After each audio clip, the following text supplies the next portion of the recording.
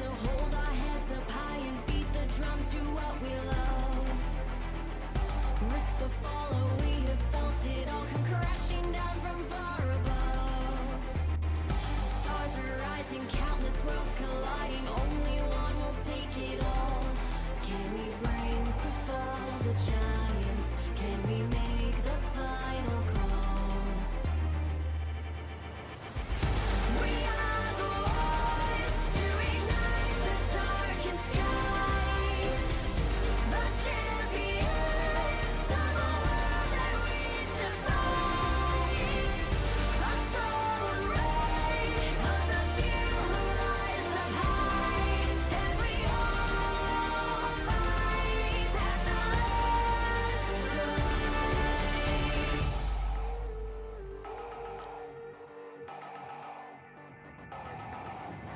Hearing voices from afar, join the madness when the curtain falls. Risk it all, hold nothing back. Seize the day, we must attack. Stars are rising, countless worlds colliding, only one will take it all.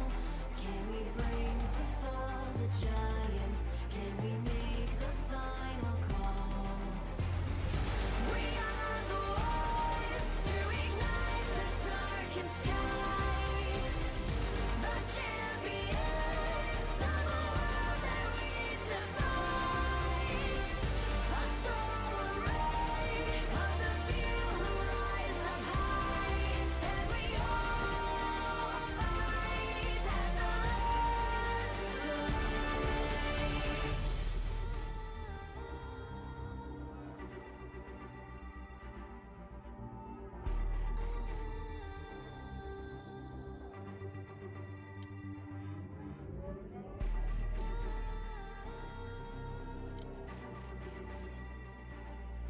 Can we bring to fall the giants?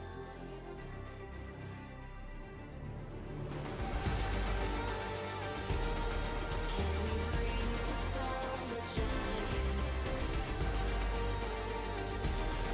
Can we bring to fall the giants? Can we bring to fall the giants?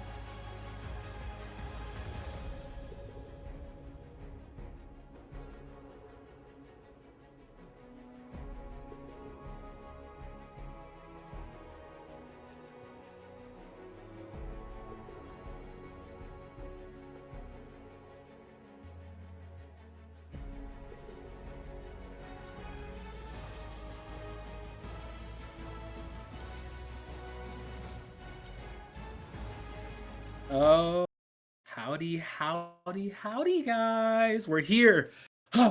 VLS Week 5. We are near the end of the regular season journey.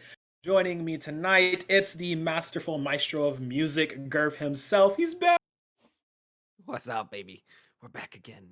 More action. I'm sure we're definitely gonna get into it in a bit, but oh my god, the lineup for tonight. Woo! Woo! It's a banger. It's going to be spicy. Yes, and to help us also break down the rest of this action, we have Sugar, how'd you get so fly? The Wonder Kid genius themselves. Say what's up. What's up? No, I'm What's kidding. up? But I don't know. I'm like usually I'm not like as energetic as Griff is. Like Griff is like the yin to my yang. Like I'm very calm. I'm very composed, and then Griff is like over there just losing his mind. But I'm excited for today's matchup. If I'm being honest, both of these teams have a lot of things not to prove because they've already proved them so far this season. Yeah, it's a battle of the heavyweights tonight. The top of the table, it's Akuma Esports versus Cataclysm Gaming, and I've been waiting for this. I've been waiting for this. I saw it on the schedule, and I'm just like, please let us stream this game of all the games. As we do know, I am the resident Akuma organization shill, so of course I love to see my boy shine. The champions of summer coming back into the fall, still looking absolutely magnanimous. If we could pull up the standings for both Group A and Group B to see where we are currently in Week 5 with how everything has been shaping up. As you can see, the two groups, how they have shaped out right now. Group A is still very neck and neck. There's a few ties that need to be broken before we can get those playoffs teams secure. Whereas Group B, it's a whole party, right? You have your you have your 4-0 teams at the top, you have your 0-4 teams at the bottom, and then everything in the middle is just a free for all. So definitely lots of competitive matchups going on this week, tonight rather, and you just see how awesome it has been so far in VLS, like how much these teams have been fighting each other, and I'm excited to see how it shapes out. Because, like I said, it's Week 5, so we are close to the end. Everybody's vying for those playoff spots. After this, we only have 2 weeks left. Only 2 more weeks to prove themselves as we slowly make our ways toward playoffs. It's tight. It's tight. And you know what really interests me, Crow, is the fact I'm looking over at Group B and those top 3 teams are all returning orgs back to VLS. So, showing some veteran skills maybe there at the top. Of course, mind of these teams, it is the top 4 from each of these groups that are going to be getting themselves into a playoff spot. So, all those times that I said, and I usually do, it's my go-to at the beginning of the split. It's like, hey, there's lots of time left. Well, there isn't that much time left. They have their week 5 matches and then week 6, week 7. That is it. So 3 overall matches to complete, and then we will have our finalized playoff teams. But a few of them in the mid pack, definitely keeping our eyes on. I'm going to be interested to see how Diplo can do. Same with Sway. We saw them on stream last week. And again, showed some good promise against Akuma. But can they get themselves past that 4th place threshold against Diplo? That's going to be a question mark for sure. And then maybe next week we get a little bit more viewage on Group A there. Yeah, no, I also want to add on to that. One thing that I noticed about Sway last week, and this is something that we also talked about on the broadcast, is the fact that the teamwork just wasn't there, and it showed more on Ascent than it did on Fracture, just because of the way that the two maps play out. So if they're able to find that chemistry, that synergy, they have been making roster changes as of actually last week, or I believe, or over the weekend coming into this week, with their captain and Ronan moving off of the starting lineup, going as a coach, still being the IGL, still doing the shot calling, but from behind the team. Whereas Tams, I believe, has come back into the starting lineup as well. So if they're gonna keep making roster changes, I hope that they can find the team synergy on top of that while continuously trying to add on more quality to that team. I'm also looking at Group A because I feel like we've been casting Group B matches for the last few weeks or so, or last 2 weeks to be specific, this one being the second. And Group A has a lot of good teams. BZ, we saw them when you weren't here, Girth. And the thing about BZ that was like Ooh, repeated yes. amongst all of us was the fact that, you know, they are a good team. The team synergy is there, and when a player is, you know, out of position, they actually have people back them up, you know, as to correct their mistakes. But if they find themselves playing against, say, Akuma or CG, could those mispositions be taken advantage of? And I don't really know anything about the other teams. I saw HGC against BZ that other week as well. I don't really have any concrete opinions on them. They can be a little bit inconsistent, but we are on week 5. There's still 2 more weeks to go in the season. So once we get into week 6, that'll be more concrete as to how as to who will make it into playoffs and who will sit it out and be watching it, you know, from home. I mean, they'll be playing playoffs from home, but who will be watching it on the sideline on Twitch chat? God, I wish we could do IRL playoffs. That'd be so sick. Like, Gosh, I could run later. around, One give day, everybody we can high dream. fives and smack them in the back of the head if they're doing bad. You know, just general stuff. But yeah, like Group A is definitely something to be looking at too. BZ caught us completely off guard yeah. last week. I don't think anyone on this have to predict them to win, because I'm pretty sure we all were just like, nah, they're not gonna do well. Nah, they're gonna be all right. No. Nah, it's gonna be fine. And then they just smashed everything, and we're like, okay, that's Yeah. fine, I guess. Them boomers and zoomers just do being a combo. But yeah, so let's talk about it. Here we are. The reason we are here today. It is Akuma versus Cataclysm. This is about to be such a banger of a matchup, as we have the featured match head-to-head graphic here. You see it. All right, who's going to tackle it first? Let's throw some stats out there. Oh my God. Wow. I was going through making this today, just looking over some of the numbers, and it's just absolutely bonkers to see how well they performed. Like you said, Suga, they've proved to us what they can do, but now it's just kind of about boasting the numbers off. Both of these guys, I mean, Akuma, really close, 0.01 off.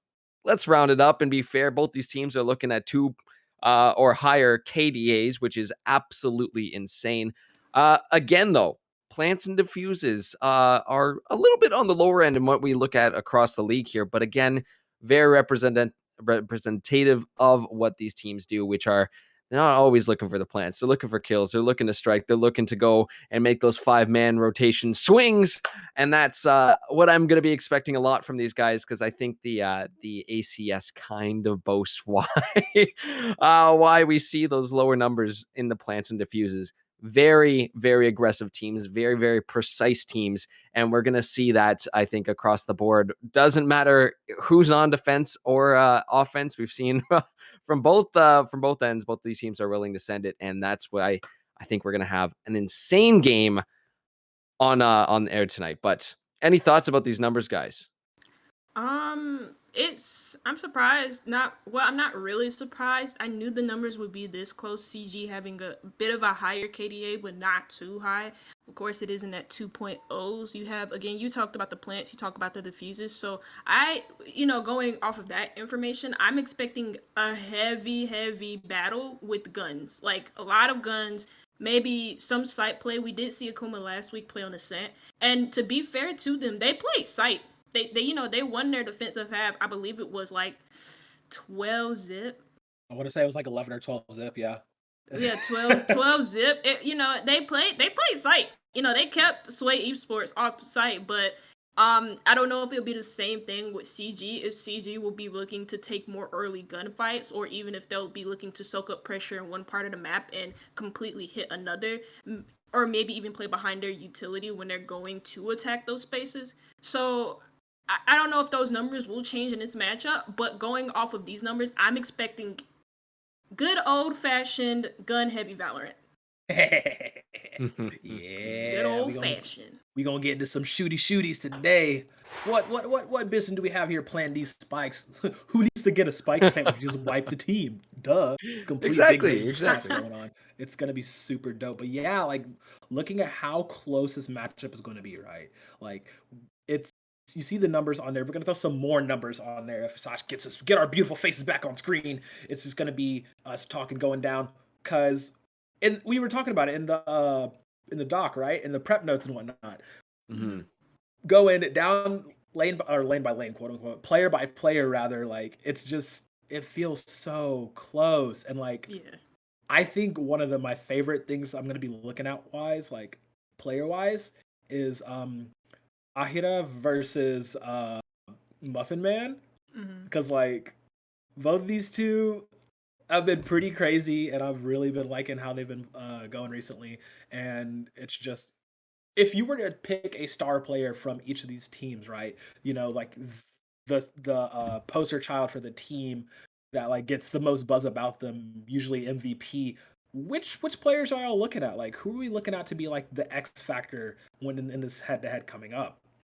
I'll go first. I'm sorry. I Go kind of for it. like I want to take the initiative a little bit here, but like I think when we're looking, I know like Grim Reaper or Grimmer, however you pronounce that, and even Muffin Man are the two highest rated players on Cataclysm Gaming, but for the battles today, I'm gonna go a little bit lower on the ratings, and I'm actually gonna be focusing on roles. One of those roles is going to be the Sentinel role between Demo and Nine in IJ9. They want him Yeah. to be called Nine, and the reason why I want to do that is because not only do they have similar stats, but they do play similar agents. Demo plays the KJ more than Nine does. Nine hasn't played the KJ a single time this season, but they do both play Chambers, and if need be, they can flex on other agents as well. So I'm going to be looking to see how they play when it comes to covering flanks, but also holding down areas on the map when they're on a defense. You can also make the argument for like the two duelists, which is and Degrees being the captain for Akuma Esports, just because they're both good at opening engagements. I believe for Degrees, if I can, because I'm not wearing my glasses today. For Degrees, he's rated ninth at first plus per game, and then for he's actually rated fourth for first blitz per game, having 30 first bloods in total in the VLS season so far after 4 games have been played. Actually, he's only played 3.5 of those games because he's only played like 8 maps, and Cataclysm Gaming had played a total of 9. So I want to keep my eye on him and see how he does in the team. Even though his stats are inferior to Degrees, he's still making some impact on that main entry role, and that's all that matters.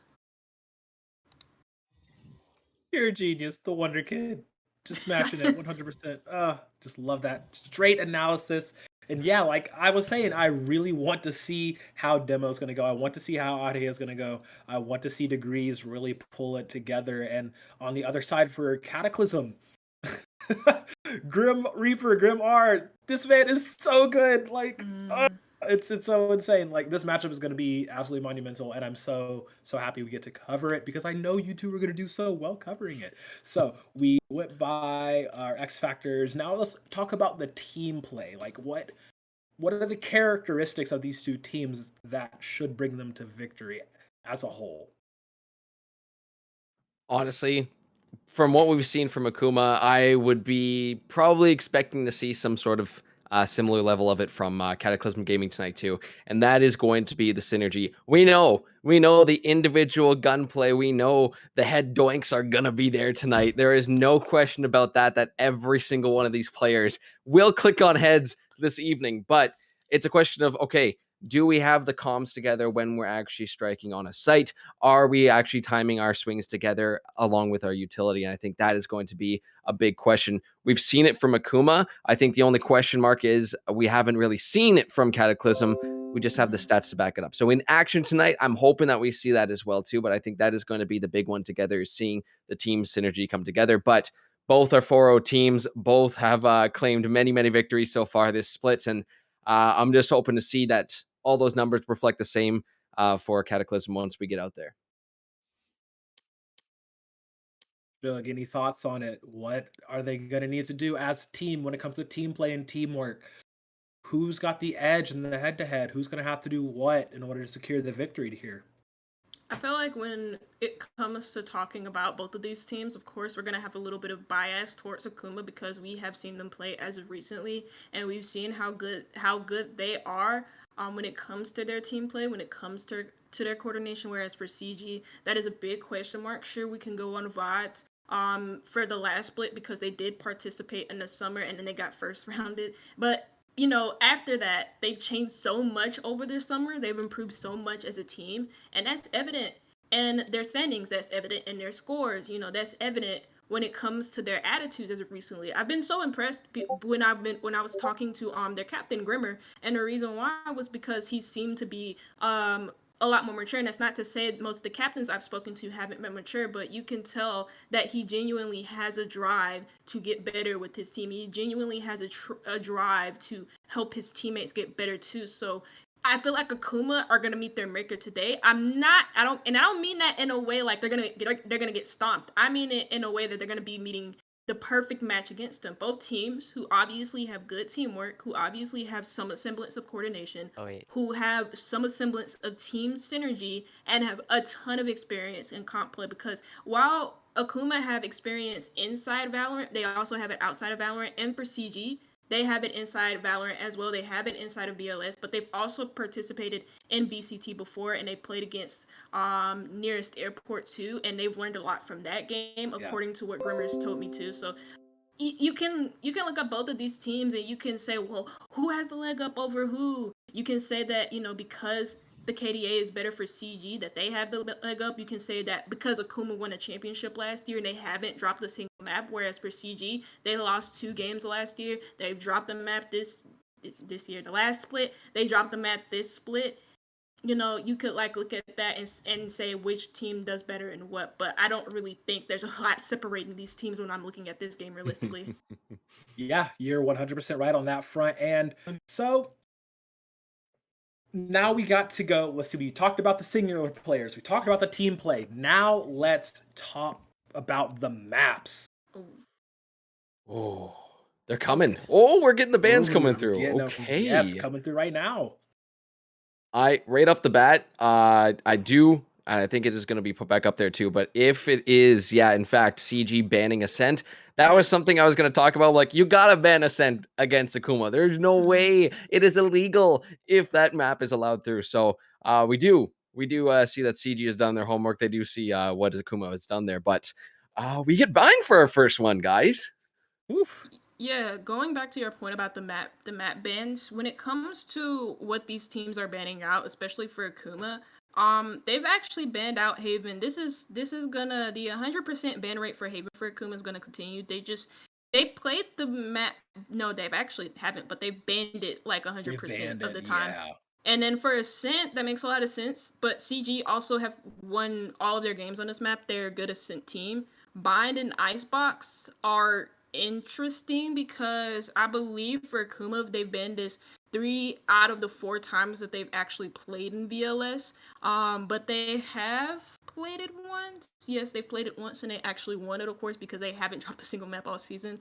And for Bind, yeah, this is gonna get chaotic. Both of these teams are actually first CG, the only map that they did drop this split is Bind. So, Mhm. they did lose a map, and Bind just so happened to be one of them.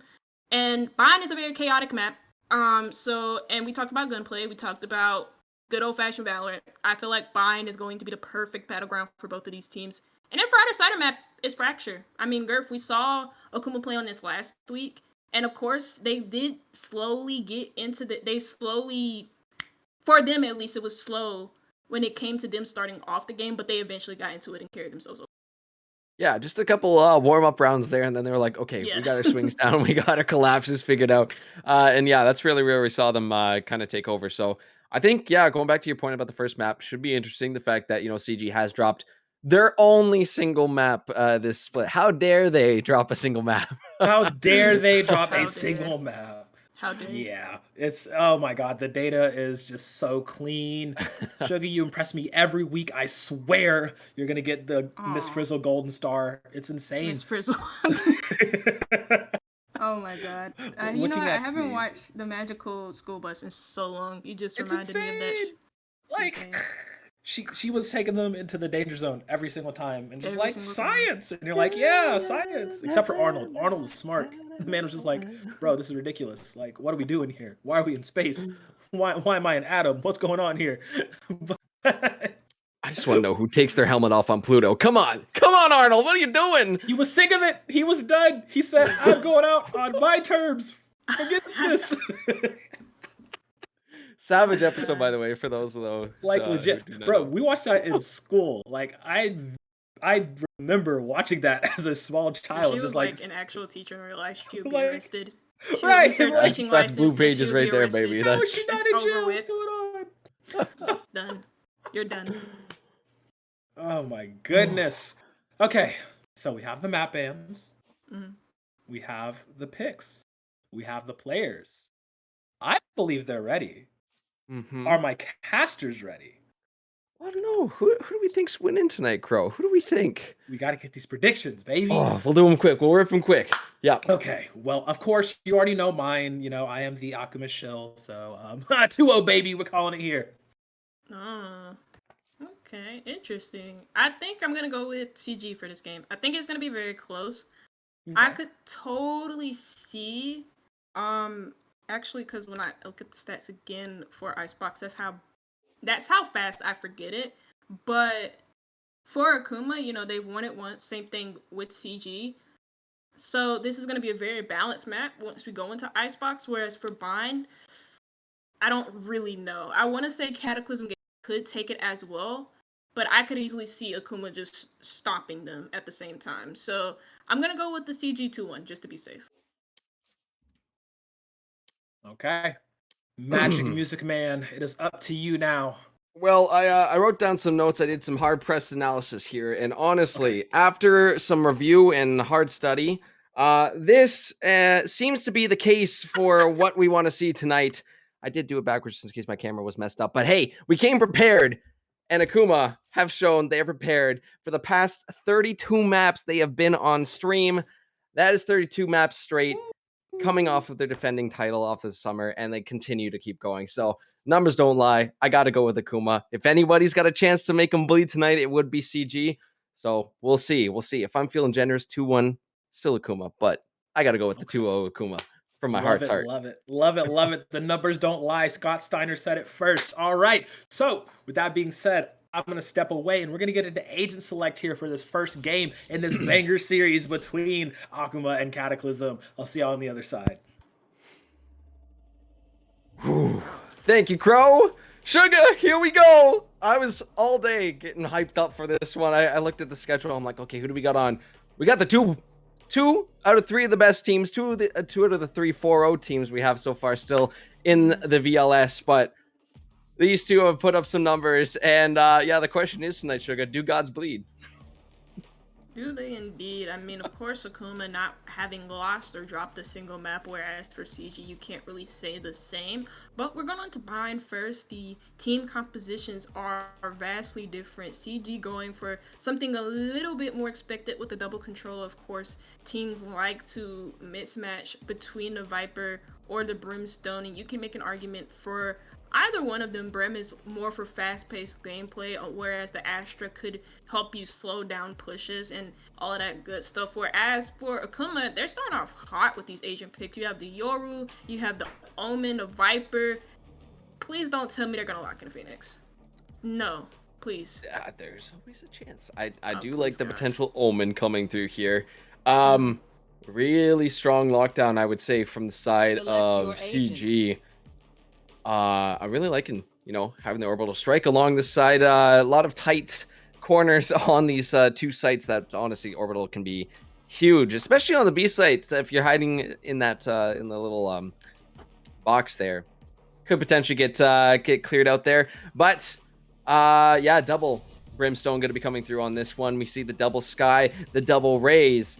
The only difference is that we're seeing a Fade and an Astra for the side of Cataclysm Gaming, but the Chamber and Viper over on the side of Akuma. Any thoughts on how that's going to influence this first game, Suga?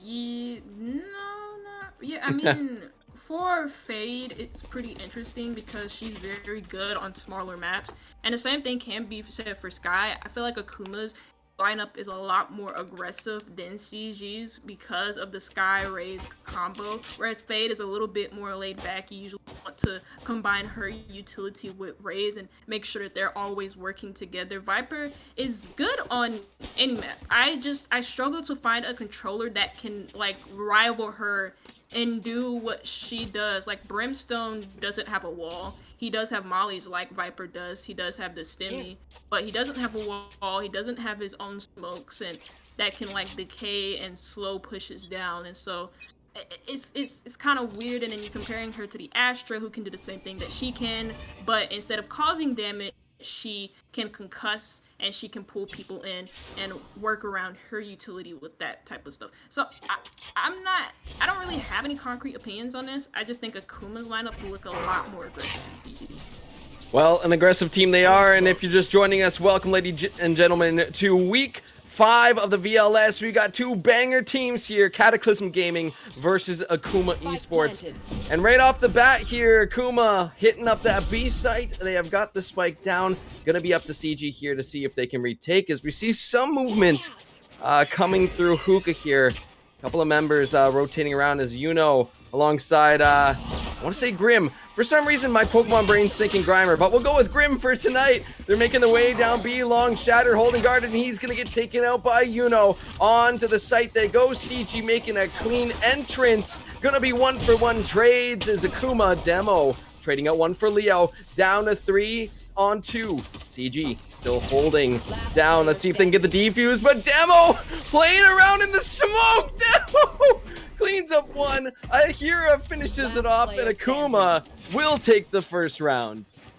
Who would take the first pistol round, and initially it looked like they wanted to go and play around the A site. They had the toxic screen set up, but that was just to bring the attention over to A as they made a beeline towards the B site from Octagon. So really nice stuff there from Akuma to play into the mind games that Bind enables you to do. And I mean, there you go. There goes the power of Viper. That's why I'm saying she's good on every map. She allows you to make those transitions mid-round when you can't necessarily hit a site, when you know a site has a on them. And Akuma did that perfectly. Now able to buy up some weapons in this round.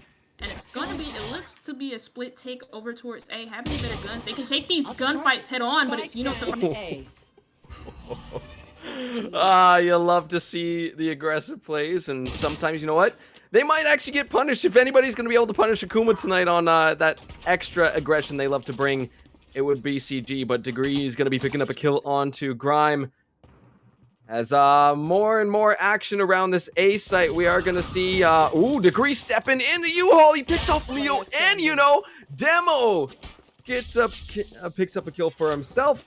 And we're just left with the Muffin Man. Only one left here for CG, so likely to try and save whatever econ they can for the next round. So super clean from Akuma on that one.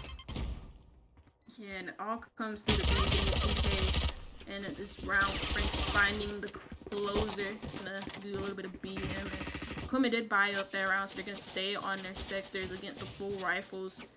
Usually teams, from what I like them to do, is usually maybe don't have or full buy in that round and half buy just a little bit, win it, and then you're able to buy up rifles to be competitive in this bonus round that Akuma have. But I mean, in that last round, I want to go back to it. Degrees just doing Degrees things. He's again the highest rated player that comes from Akuma. And when the Viper died, you know, that toxic goes down, those transitions are now fading away. And initially I thought that maybe they were a little bit too late on that push, but it's Degrees again, this time finding the opener. Wow, Degrees satchels into showers and immediately picks up a kill. But this is a big round for CG. They did go for full buys pretty much, except for some of the armor. A little bit short on cash there, but that's okay. See the paint shells go on over the wall there to the entrance of U-Haul. Leo holding that one down, but multiple members also pushing towards the site of B. We'll see if they're able to make something happen here. Couple members of CG holding down Elbow, but you have that Brimstone smoke blocking out the path. Should be able to go for the defuse here, and we're going to see the rest of CG start to make their way back over to this B site. And Akuma right now just posting up, getting their angle set for what is going to be the eventual retake. Yeah, again, it's Akuma dragging that attention over to A and just making the line towards B. They kept Degrees in that specific position over by A. That toxic screen didn't go up, but to help him rotate behind it. But instead, you know, he does die. He does find a pick as well for his troubles. But Akuma are holding on to the site. The Stinger meta, you know, it did get its buffs, but it's CG on the retake. The elbow position being crucial there as the Brim smokes weren't enough to hold them back, and it's CG to grip their first round of the game. And it happens on Akuma's bonus, though. I will say that Akuma did take out 3 players, and that's 3 rifles dropped for Cataclysm Gaming. Yeah, not too bad to be picking off some of those members of CG, but honestly, it was a solid attempt by here or there. We saw them holding down the box relatively well, but CG, you saw the swing come around. There was an answer there to at least pick off that last remaining member of Akuma. So it's a good start, 2-1 currently for Akuma. They are looking pretty strong out there, but CG got lots of potential here. We are going to see some big buys across the board. Demo holding on to that op, so keep your eyes peeled for that because he's got lightning fast reaction. But I do believe Nisha is sitting on a judge right now too, so I gotta pan over there and see where they're posted up. At least holding mid right now. Ahira is behind the wall, behind the Brimmy smoke. They send out the dogs all the way to the other side. They see that Raze is sitting around Hookah. Take a moment, take a breath. We might have just a couple seconds before they start popping off. Ahira finding a nice little headshot there onto Yuno. For now, down a number. You see the spike is going to be left off, but the rest of Akuma making their way over to that A site. Ooh. Yuno being the opening pick yet again for CG. The showstopper coming out, finding the second kill. And Degrees, I mean, he's on fire, 6-2 so far. A site is clear. They left the spike over in the alleyways, trying to pick out which site they wanted to choose, and it was A. They measured out their success with that opening pick from Ahira onto Yuno, one of the only players on one of 2 players on the A site. Once they got that kill onto Yuno, they freed up some more space. Then all they had to worry about was lamps, and Ahira had the player pinned down the lamps from his position, but by the triple boxes. And Degrees, all he had to do was just use the showstopper and find him in that tight corner. That's again Akuma finding that ability to push a site, that ability to be enabled because of another pick, another first pick, early pick onto Yuno on A. So maybe what I think that CG could do is either play Yuno a bit further back, let him use his utility, or if you're going to play him that aggressively, have him be partnered up with the Sky and have those flashes support him. Yeah, it's a buddy system. You gotta have someone there, just in case, you know, you got Degrees whipping around the corner again. But it was a solid aggressive push, but that's the thing with Akuma. You give them an inch, they're gonna take a site, and they did it just there. Still super early on, 3-1 for Akuma. We are gonna get the 5th round of this game started back up, and Akuma making their way through showers, making lots of noise over here, should draw the attention of the majority of these members of CG. See, our little buddy is going to be coming out here as, Viper's Pit is going to be popped here, potentially looking to get their entrance on quick and easy, or taking their time, going nice and patient through the pit. You see CG is spraying through, trying to find anything. Oh, but Nisha is turned around and does not see Degrees. The barrel's going to poke out of the smoke, but Nisha backs right on into it. That's a kill for Degrees. See more shots being pumped into the Viper's pit. Some util being thrown in there too. The pit is going down. The spike has not been planted, and I lied about the pit. It's still there. It's still got some time on it. Let's see. Lamps is getting hit up with that Raze utility. Leo still trying to spray on through. Spike will go down. And now CG need to make something happen. But which angle are they going to find it? That's the orbital strike. Clearing out. Lamps there. Muffin Man picks up a kill, but Shattered and Demo answer right back with 2 of their own.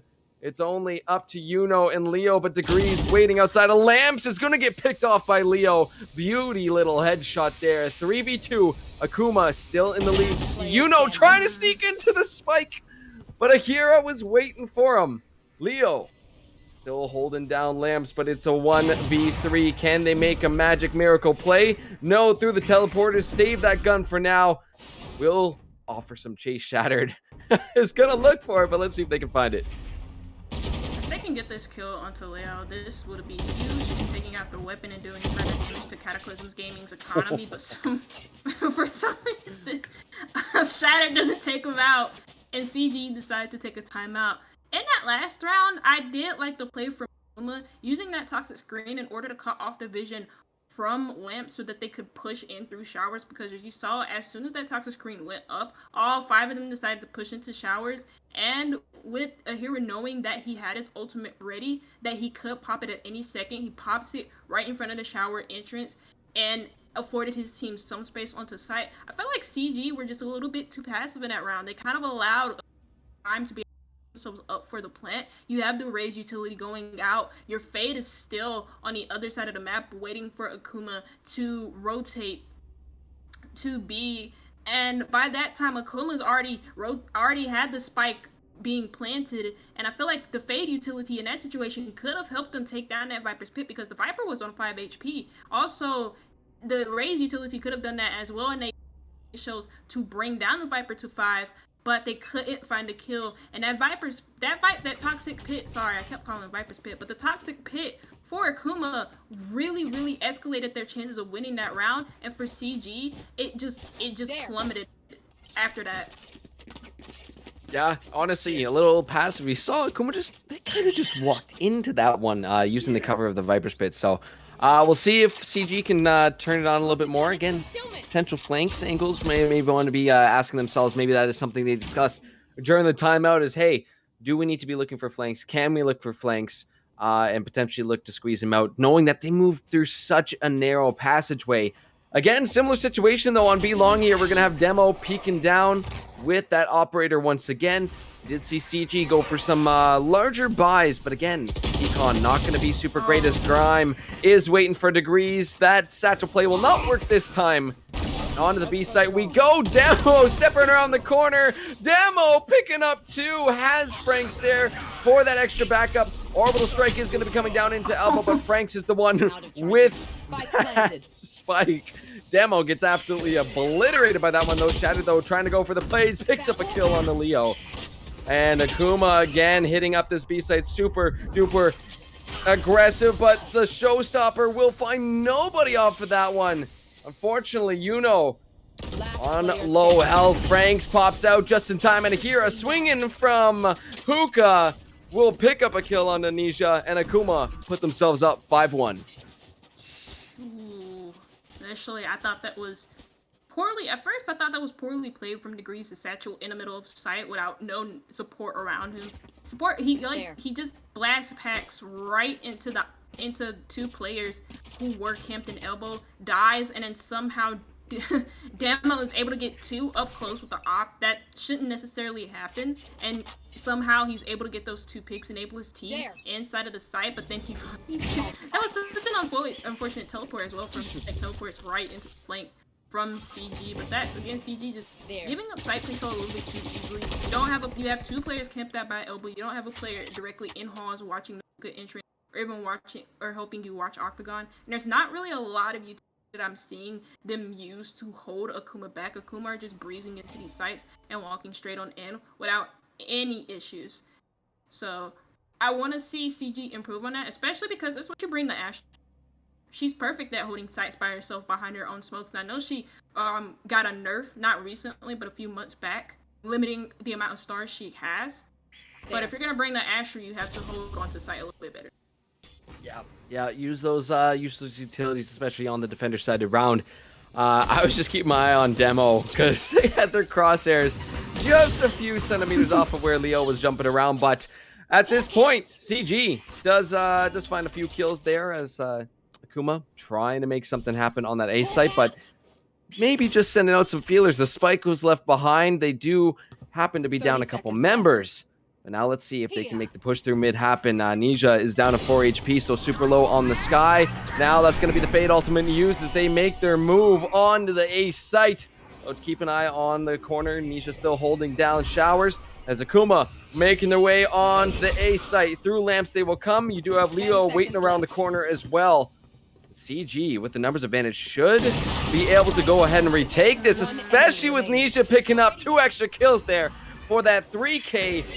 You only got Franks left in the corner. They might have a good idea of where he is, so this is where we want to see from CG. Can they commit the swing, or are they just going to go through the boxes? Nisha with a 4K, picking up almost the entire side of Akuma. And we'll get another round here for CG, make it 2-5.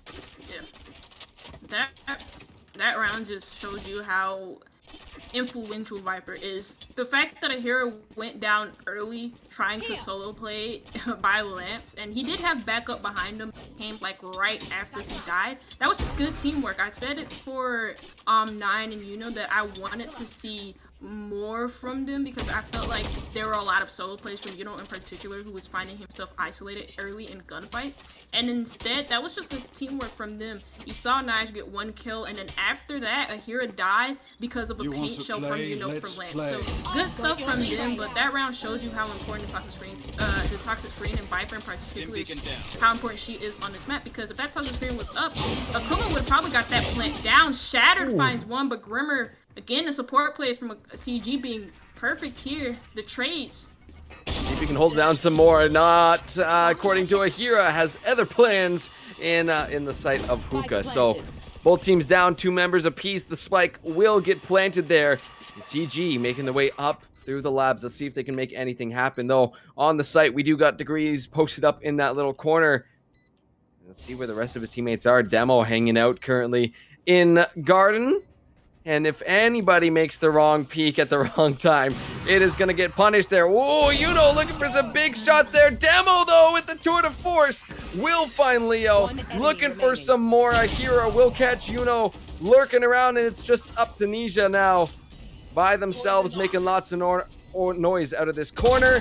And will actually pick up a kill on a Franks there. Spike is about to go off, so we might just lose everybody. Degrees does find Nisha. Beauty headshot once again. And just narrowly avoiding that spike. 6-2 for Akuma.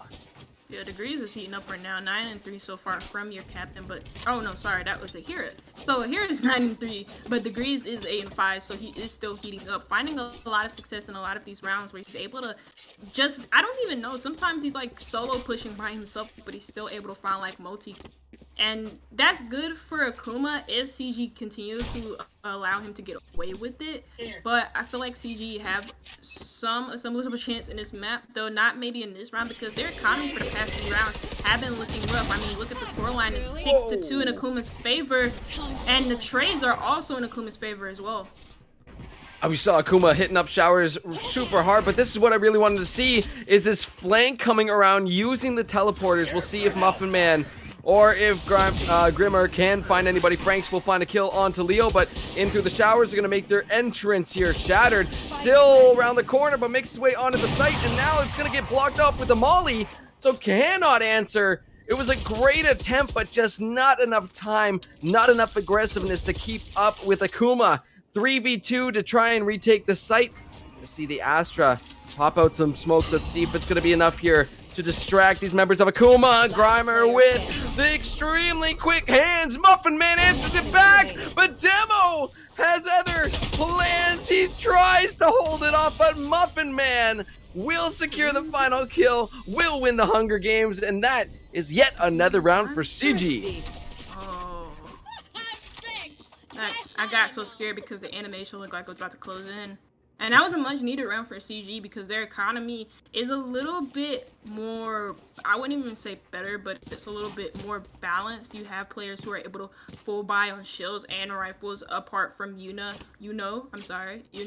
on the Phantom and the light shield. So at least they can full buy this round, is all I'm gonna say, but nice for CG because again their economy was starting to suffer round after round when Akuma kept heating up, kept finding these nice entries, fast entries through Degrees in particular. Again, it looked like that might Oh my god, Demo. He posts himself up on the fence post and then finds himself a kill. Absolutely ridiculous. Degrees with the showstopper is gonna find a kill on a Yuno, but gets traded back by Muffin Man. Shattered finds one on a Grime. And can they find any more here? Trading back with Muffin Man. We'll win that out for the side of Akuma. Now the spike. Decide who the spike is going to be given to. Let's see if they're going to go for the plant here. But again, knowing Akuma, might just wait. Wait this one out. Bait this one out. Get Nisha to walk on in and finish it off. Just so clean on this A site. Akuma again. A site has been the most successful site for them so far statistically. I'm not going to go into detail about how, like, what the percentage is for it, but A site, I think it's been 100% so far, at least on A site, if not 100%, then maybe 75% success rate for Akuma so far. It's gonna keep finding those early engagement from Showers. Who's not necessarily having the best of games, is finding himself on most of those entries engagement. And guess what? It's his better half in Degrees who's able to find him each and every time. And I said it, but I feel like CG need to do a better job of supporting one another when it comes to the early engagement. In particular, if you have your initiator in 9 supporting a lot more with guy being such an aggressive initiator, you could get so much value out of him. But so far it's not clicking. And Akuma, they have sight again, but it is a save around a janky buy from CG as they get the first pick. Yeah, I think CG were thinking, hey, we do not want any more of that chamber bugging us. So they go ahead, they pick off Demo. Taking up that up now. We'll find a kill on the Shattered. And the showstopper now tossed into the corner. Nobody's going to be there to receive it. Bomb Buddy through the smoke. Nisha picks up a kill on Degrees under lamps. And CG making the moves. They still got... as I say it, they lose 2 members. Akira and Franks both picking up one. Now Kuma spraying through the Viper's Pit. Can they finish it off? It's just remaining. Sorry, just Grimer remaining. And we'll see if they can finish this off. But no, the spike is ticking down. There's no time left. Akuma able to claim another one. And Grimar will be taken out from the spike. Franks also getting away with the Phantom. Sorry, I don't know why I had a brain fart in that round, but that's the power of the Toxic Pit. You can't, CG had the man advantage on the flank. Not only that, but they did have the weaker weapons. Able to pick up the operator when they were flanking, but still, even with CG getting some better weapons off of the bodies of Akuma, that Toxic Pit it can be so scary to go into because not only can you not see anything, but you're left weaker in gunfights because of it decaying at your health. So again, Sahira coming big with those ultimate plays, and it's again Akuma able to get a plant down successfully on the A side yet again. Yeah, this time though, Akuma's attention focused towards this B site as Orbital Strike will come down from Franks. See if they can find anybody in the lab. Muffin Man was taken low, but the spike will be planted. Degrees picking off Muffin Man there. He's making way through the lab to clear this out. See Grim right around the corner. Can see those bullets flying past his head, but CG still have a shot. However, they're caught in a really tight spot. Let's see if this Orbital Strike can make any difference. Leo will find Franks with that. Shattered, though, able to answer right on back. CG with 3, Akuma with 4. Nisha comes around the corner. Grimer will find Shatter, but Demo picking off one. Ahira with a pick of their own. And let's see if Grim can find it. Swinging around the corner. Degrees is ready for them. And if Degrees was not, there were multiple members of Akuma looking towards that garden. Akuma 9-3 on Bind. They've looked really good on this map before, Suga, but they, again, have shown us time and time again why this map is just so great for them, especially when they're offensive side. Wonder if we're going to see any change up now that CG get to be the offending team. Yeah. I wanted to know if that orbital strike was intentional. Like, I obviously know he wanted to use it because it's the last round before the half, but I wondered if that's where he wanted to place it, because it didn't affect the degrees enough to the point where he felt pressured to push out of that position. I mean, he was still pinned in, but then he was able to maneuver around that orbital strike, give CG a false sense of security, a false sense of hope that that space was clear and that he was either dead or whatever the case may be, but there was no confirmation on it. And I mean, CG, you know, now they're on the attack. Bind tends to favor the attackers more because of the way that it's built. And so it'll not only be interesting to see how CG play on this, but how do Akuma work around? They do have a good defensive comp. Yeah, they have really, really good, especially, I mean, you just look at it, it's Viper. It's Viper Pit. That's really your big one there.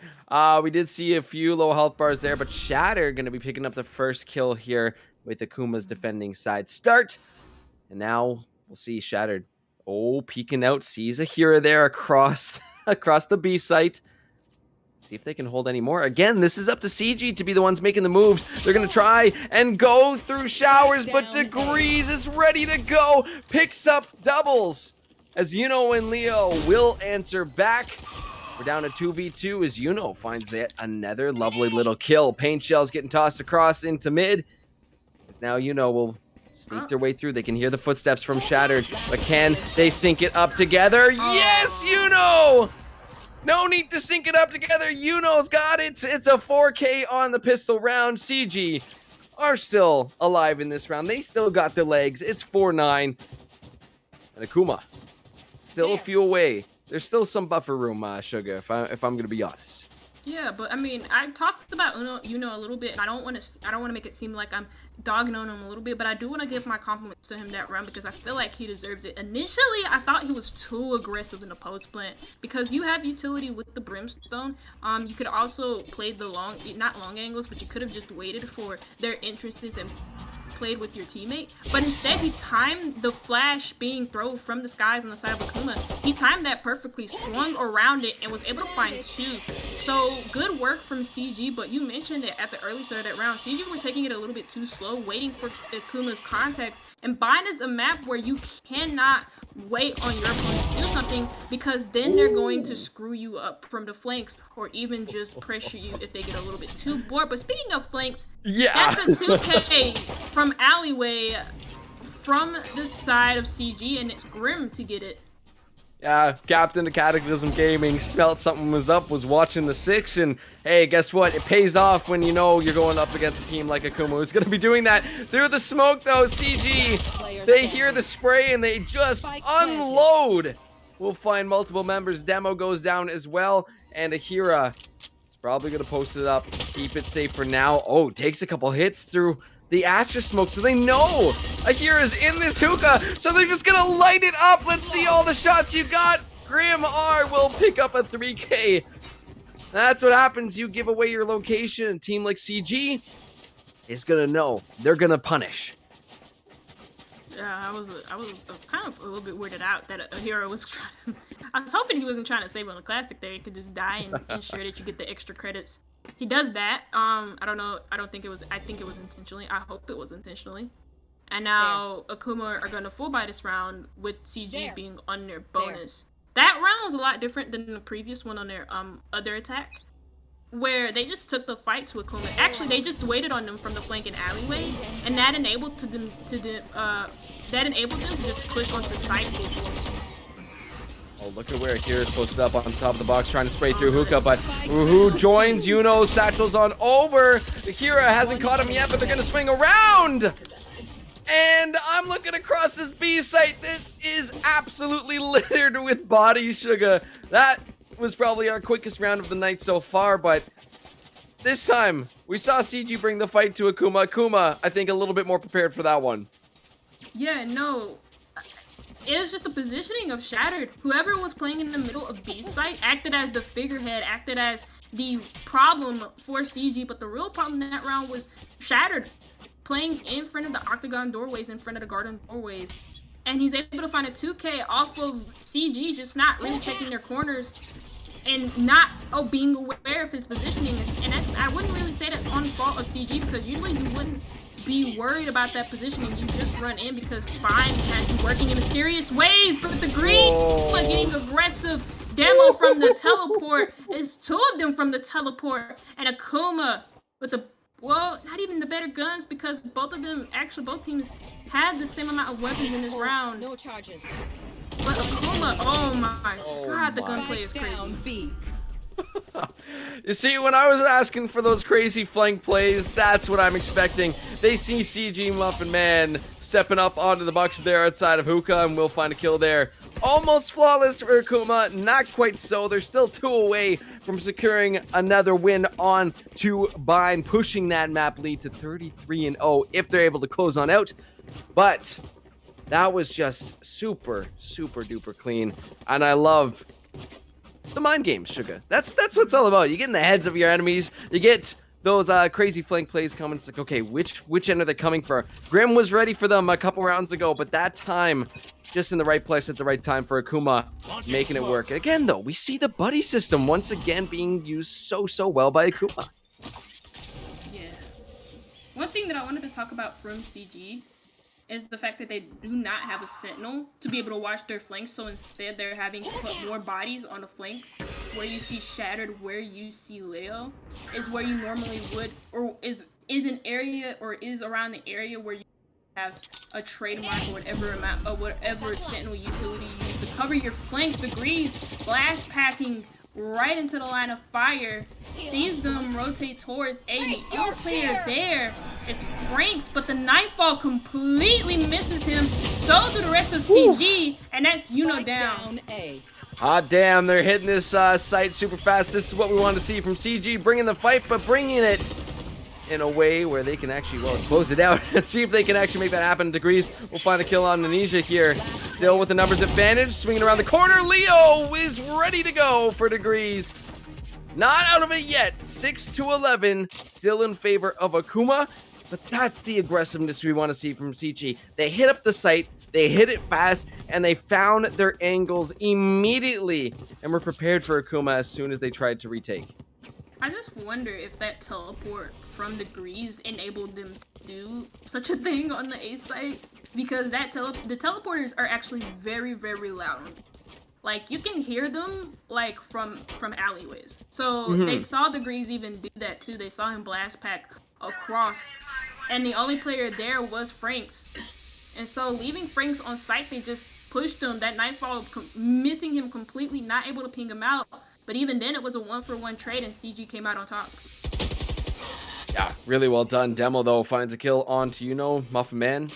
Might look for something here outside of Hookah. Gonna be slowly making their way in, checking the corners, but it's behind you that Franks is lurking. Again, what box, what angle, where are they gonna be is the question that these teams are gonna be asking themselves when they go up against Akuma. And now, making their way back across, taking the, I would say, the scenic route here. Lovely little camera angle. CG are going to attempt to go for this A site. But again, you look at who's posted up there. You see where Degrees has gotten themselves set up. And Ahira, still with the Viper's Pit up, is going to be ready to crotch the cross angles. Or anybody that might be slipping through mid here should be able to answer quite fast if Degrees spots somebody out. So let's see if CG can do it. Let's see if they can get it done. Slowly making their way. Nisha makes some noise here. Will be the Falcon getting tossed out. That will be a little bit of more util getting used. It's Degree. Will satchel off at the top of the box. Finds the showstopper kill on Nisha. Now the spike. Attempted to go down. Degree still posted up at the top there. But will spot out Leo. Will spot out Grim. And that's another round for Akuma. They put themselves on match point here. One more to go until they claim this map. Flawless. That's the power of the Raze, but also talk about the power of the Viper ultimate ability, that Toxic Pick. Again, Ahira just going huge with the placements, but that wasn't necessary. That's not like an off placement or a surprising placement or like a special placement on Bind with that Toxic Pick, but it was a good enough placement to make CG force themselves into showers where Degrees was waiting for him. Degrees was waiting for them, and he was waiting for them in an off position that CG didn't expect. They got him with the bird too, but then Degrees just jumping off of that box, using that showstopper to perfection, able to find one and then re-blast pack himself into the same position he was scattered out in. The ball's on this man. And he's able to find like 2Ks and save his team, not the embarrassment, but the worries of them losing that round, despite CG making a strong push on the A site and Akuma not really having any clue about it until Degrees happened. See Muffin Man and Demo trying to go at it there. They will at least get location identity out, but not gonna be exactly going for the full trade quite yet. So you'll see CG trying to make their way through showers here, but blocked up again. That Viper utility just doing so much work. Orbital Strike is coming down. Grim will just barely get out of the way of that one, as now in comes CG. They're going to try and make some moves here. Degree still holding down Lamps. Both teams with full members here. Bakuma can claim this. They claim the map. But Leo will first get a headshot onto Akira. Now the swing around. Nisha in the corner picking off Franks. That's Akuma down 2 members. Degrees going to be picking up one. Same with Shattered, who actually gets 2. Grim.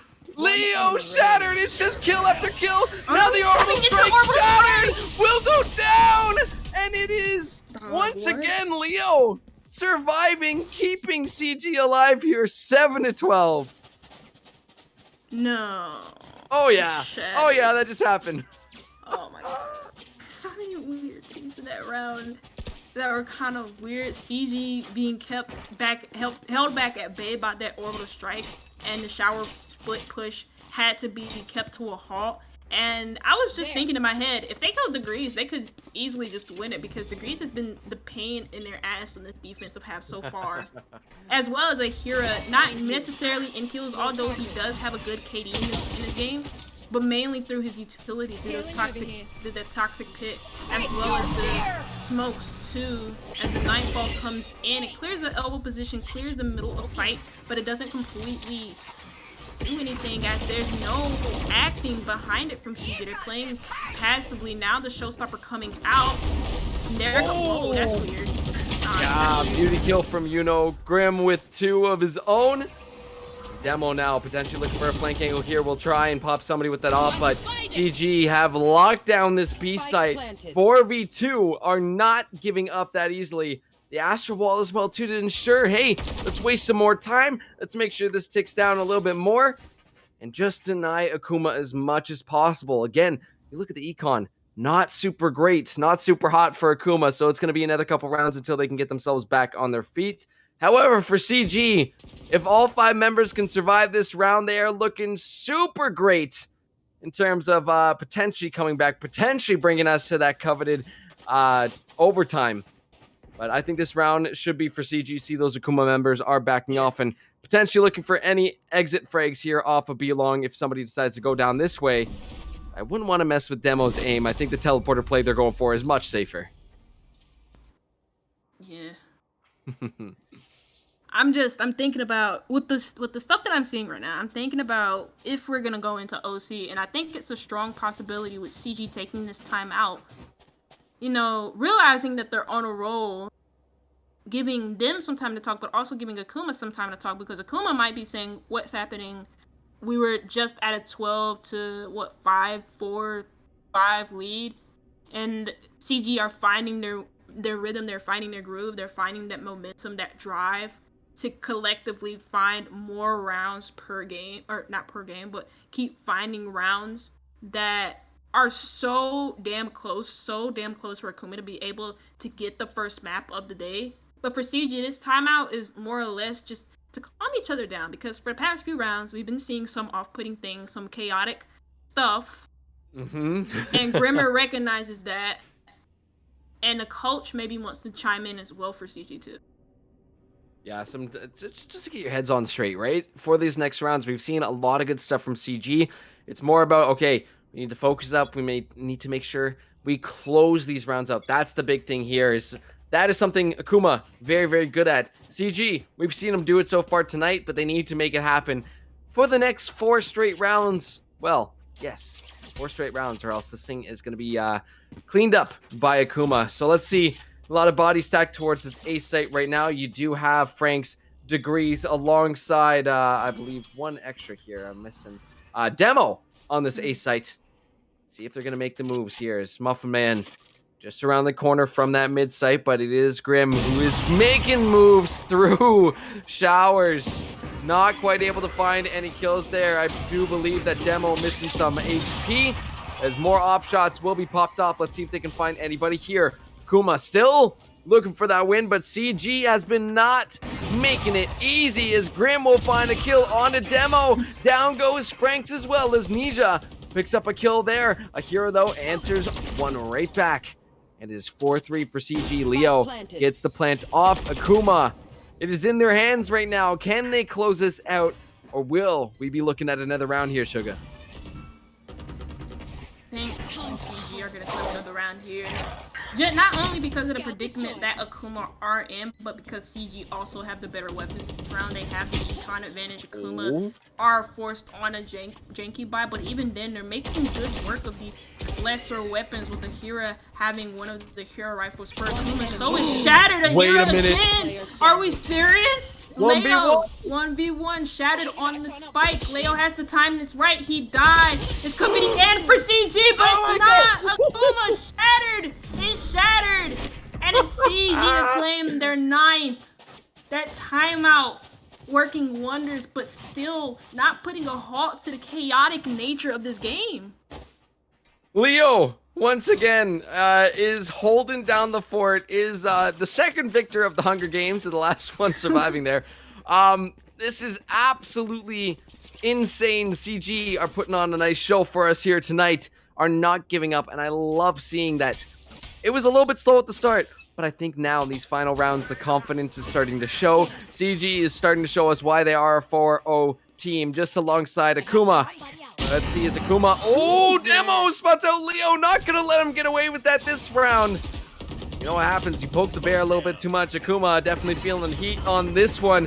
As through the smoke, through the util. How much stuff can you get thrown down this mid alleyway? Everything. Everything is the answer currently, as those smokes are still up. Muffin Man will find degrees, though. And we're down to a 4v4. Demo watching over showers right now with that tour de force. And let's see who's actually holding on to that spike. I believe it's Yuno right now, playing it safe at the back. Does not have that showstopper available. Not any ults available really across the board, except that tour de force. Let's see. Make a little noise, though. You don't want to give yourself away for Demo, because you can see what happens if you give yourself away through the smokes. Know if they want to check this one. Demo is scary accurate. Rarely misses with that one. Oh my god, Yuno gets their head almost clear, taken off there. Demo clean with it. 3v4. CG need to make something happen. The time is ticking down, and now the Azure Smokes are going to be here.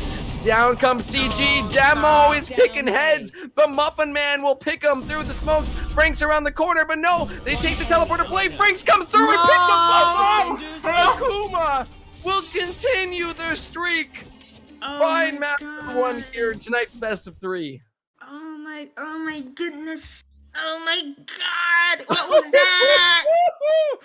No, like the thing, there were so many things about that round that just didn't make sense from CG. They kept challenging the op from Demo, and then when they realized they didn't have enough time left, nor did they have enough site control for A, they take the teleporter to B. But I mentioned before, Bind, those teleporters make so much noise. He can hear you. Franks can hear you, and he gets through the teleporter and he just sprays them down like that. Oh man, it's a heartbreaker for CG, but Akuma, they're able to clutch it out and claim the 13-9 victory.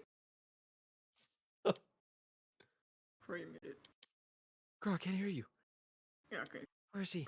Bro, unmute. Like when you hit every unmute button but the one unmute button that matters, it's crazy. Like ridiculous. But no, Frank's had enough. He said, I'm tired of this. This is ridiculous. We should have closed this out ages ago. So he took it into his own hands and just ended it. Just right there. Pop open the door, bang, bang. I'm pretty sure that's in like every spy thriller movie ever. But good job, Franks. Good job. And yeah, so close, but just a little bit too far for CG.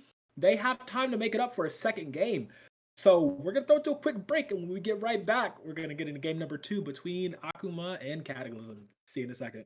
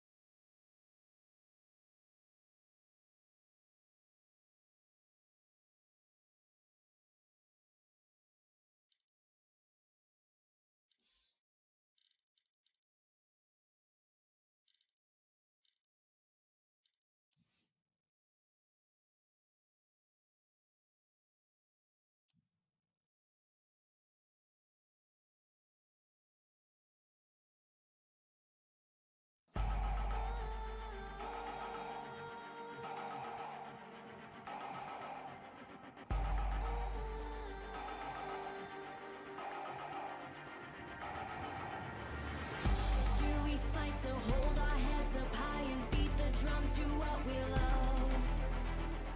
Risk the fall, or we have felt it all come crashing down from far above. Stars are rising, countless worlds colliding. Only one will take it all. Can we bring to fall the giants? Can we make the final call? We are the ones to ignite the darkened skies.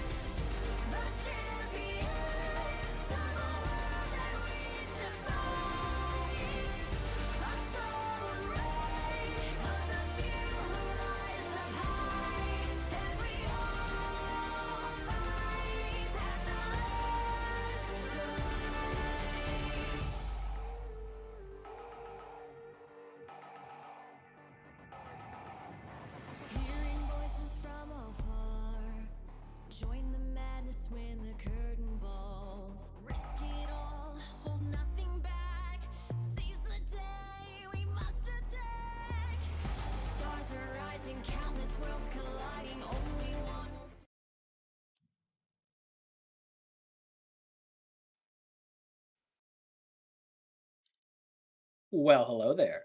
We're back. Hope y'all are back too. Got some yummy snacks and some drinks. Relieved yourself at the loo because strap in. We're going to game number 2 between Akuma and Cataclysm. And honestly, like that game 1, it took me by surprise. So I'm like, okay, the boys are doing work, doing what they need to do. Awesome, awesome. Mhm. But then the side switch happened. Mhm. And then it became a significantly longer game. And then it got scary. And then Frank's had enough. So they decided. didn't- That's how I summarize that game. It's like But it's like that Pierce the Veil song. I've enough is enough, or I don't remember. What's which it? one? Which Wait, one oh, is it? I'm trying to Uh, think about it. I don't know. no, You not told me Carphanelia. No, think no. about it. No, that's not it. Sorry. Oh, King for a Day. Yeah. King for a Day. Yeah, that one. There Yeah, you go. yeah, yeah. See, it took me a while. It took me a Yeah. while. Yeah. It's I know I knew vaguely what you meant. I knew it was on the Collide with the Sky album. Top 10 albums, by the way. Amazing from Yeah. start to finish. But yes, definitely enough is enough, and let's go. So, what do Cataclysm need to do to step up to take Icebox? That is our next map up here in this game number 2. Because they looked a little shaky in that first half. Yeah, no, I mentioned it a few times there in between rounds that I felt like they were just being a little bit too passive, giving Akuma a little bit too much respect, especially on their defensive rounds, and also especially on their attacking rounds, especially heavy on that. And the reason why I say that was because I mean that last round that we saw in Bind was a clear indication of the proactivity of CG, like their lack of initiative to actually take sight when they needed to. Like they were held back because Demo was opping them out of the water. And not only that, but they kept challenging it. They kept trying to ego peek it instead of rotating to B like they should have done in the first place. But then when they tried to rotate to B, they took that loud teleporter, gave the sound cue to Franks, and he was able to get off of it. So I want them to be more proactive on Icebox. Icebox Bind is a chaotic map. Icebox can be a chaotic map too. There's a lot of space making involved on this map just because of how big both the sites are, B being a lot more bigger. And so I want CG to not only do better on their open engagement, but be proactive on the attack as well. And I do want to see from and I don't want to call him out because I usually not like to put players out from the bunch, but I do have to because he was their main duelist, and I felt like a lot of times when he tried to take opening engagement, when he tried to step up, it was mainly by himself and he had no support around him. Or if he did, he still found a way to die. So I do want to see more from C. I want to see more from but I mean, Garth, what do you have? I think you're totally right on the proactivity, right? That's something I say about really any esports that I come on to cast is you want to be playing your game. You want to be the ones forcing the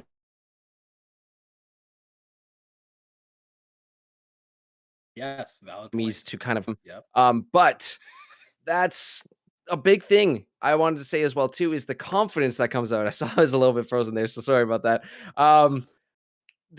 The moments where we saw Leo step up on those clutch moments, that's where we saw the confidence, where we saw them being the first to hit the site, to hit it aggressive, and then post up on their angles. More of that from CG. They've shown us they can do it. It just needs to come out more frequently because that's what we see from Akuma time and time again. There are a few moments there from Akuma, maybe a little bit too much confidence. I think at a couple points there that definitely CG picked up on a few times. We're able to get the punish off, so that might be where Akuma needs to say, okay, we're not messing around. We got a big team we gotta go up against. But for CG, proactivity, like Sugar said, and then the confidence to execute. You're a 4-0 team. You guys have been playing great.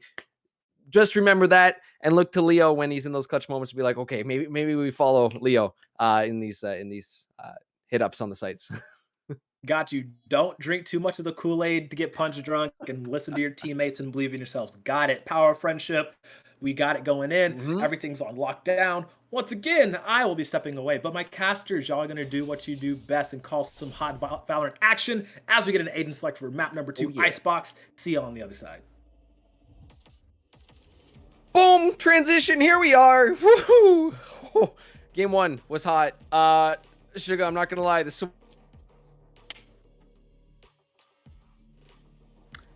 All right. one of my favorites in store. Classic picks though. Viper's already locked in. Shatter's got a Sage up there as well too. Wouldn't be surprised if both teams end up running something like this. But curious to know if Cataclysm are going to want the Sage for Icebox. I guess not. Oh, substituting that Sage for the KO instead, because usually you go with a specific lineup on Icebox: Viper, Sage, Chamber, and then the Sova, just because of how big Icebox is, and big maps tend to complement Sova more than they do Fade. And then the mix-ups that you get are the Duelist and that second Sentinel position, or even Sage, as a lot of people might think is a must-have on Icebox. For a lot of teams, extra utility from that KO is a lot more valuable than Sage's barrier orbs and slow orbs on this map. So I can see the wisdom in this pick. I used to be an adamant supporter of Sage and Viper only on Icebox. I didn't really like change. I didn't like the fact that people strayed away from the Sage. But now that I've seen the potential of KO on Icebox and what he can bring, especially to the defense side, because defense is a lot harder on Icebox than attack is, I can most definitely see why people would want KO over the Sage on this map. Yeah, super defensive comp, honestly, if you're looking at what Akuma's lined up here for the start. Well, Nisha is going to find Degrees there. Nice little headshot, and do believe we'll be coming over to the full map. I just got to wave my hands a little bit, and then we'll be there. But coming in, map number 1, we are... the first round has started. And let's take our time here. Take our time. Sneaking through this A site, we're going to see these members of CG playing it slow, playing it steady, peeking through the holes in the agent select there. You can see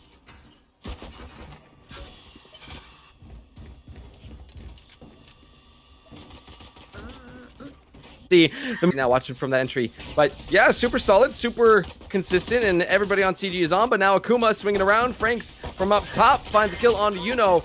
Nisha there trades it back onto Franks and Demo. Double demo, baby. It's a demolition out there. Finding double for himself. Same with Shattered.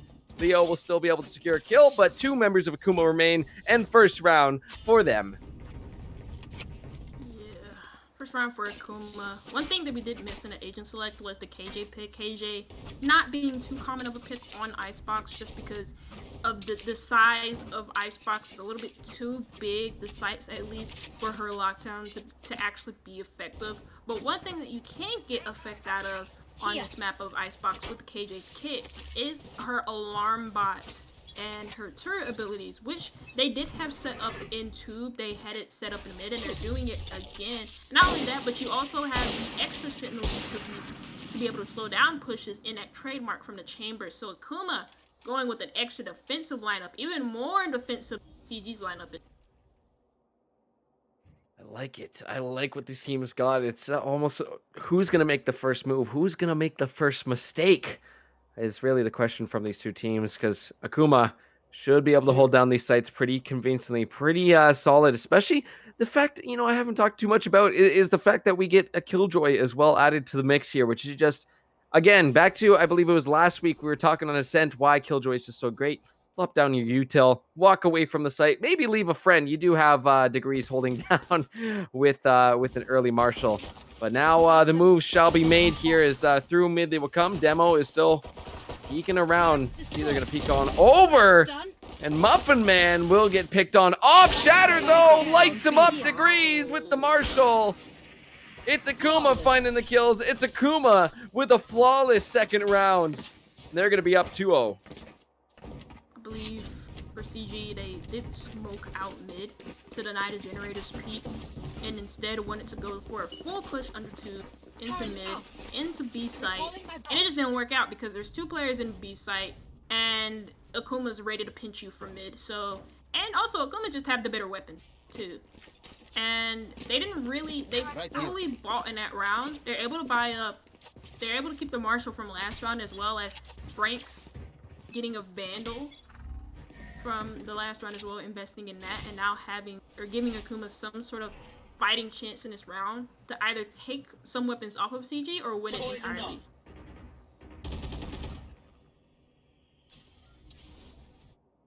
Full Vandals for CG right now is going to be absolutely huge, but you've seen Akuma able to answer back. They will spot out Grim, excuse me, in the corner there, as maybe answering back with a little bit of a recon bolt, but immediately destroyed. So not for too long they'll be able to spot out those members, but Ahira still holding down strong on top of the box there. Degrees covering that B site just in case anybody decides to rotate on over, but I think now that the full push is going on to this A site, rotating around with their teammates, try and get there in time, but running slightly out of time. 45 seconds left on the round. Let's see if CG can make something happen here. Still with full members, still everybody's on the board, but give it a few more seconds. You know the caster curse. As soon as it comes out of my mouth, it will be reversed, it will be changed. And now those swamp grenades offering a little bit of coverage to pull people off. Franks will find a kill onto Yuno. Nakuma gonna be swinging around. The spike will go down. Muffin Man gets the plant off.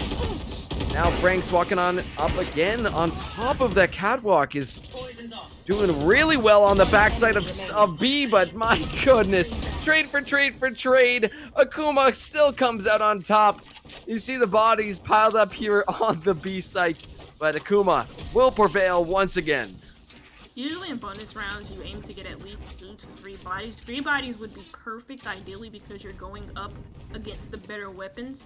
Akuma got all 5 of them. Not only that, but 3 of the players that were left standing are able to get free rifles, and they don't have to reinvest in this round. So Akuma's economy got a huge boost after winning that bonus round, whereas for CG, they're stuck on another pistol. It's only been 3 rounds, but they're already on another pistol, and that should ring some sort of alarm bells. I would have taken a timeout after that, or maybe even after the pistol round, just to talk about, like, well, because you don't give Akuma any surprise by moving slowly. Not only that, but they moved right into a nano swarm, and they allowed Akuma to regroup. Not only that, but they allowed them with no one watching it. And even then, the post plan, that situation from CG, they didn't have the post plant positioning set up. It just didn't seem like they had a plan with how they wanted to get the plant down inside of sight. But not only that, like how they wanted to play the post plant too.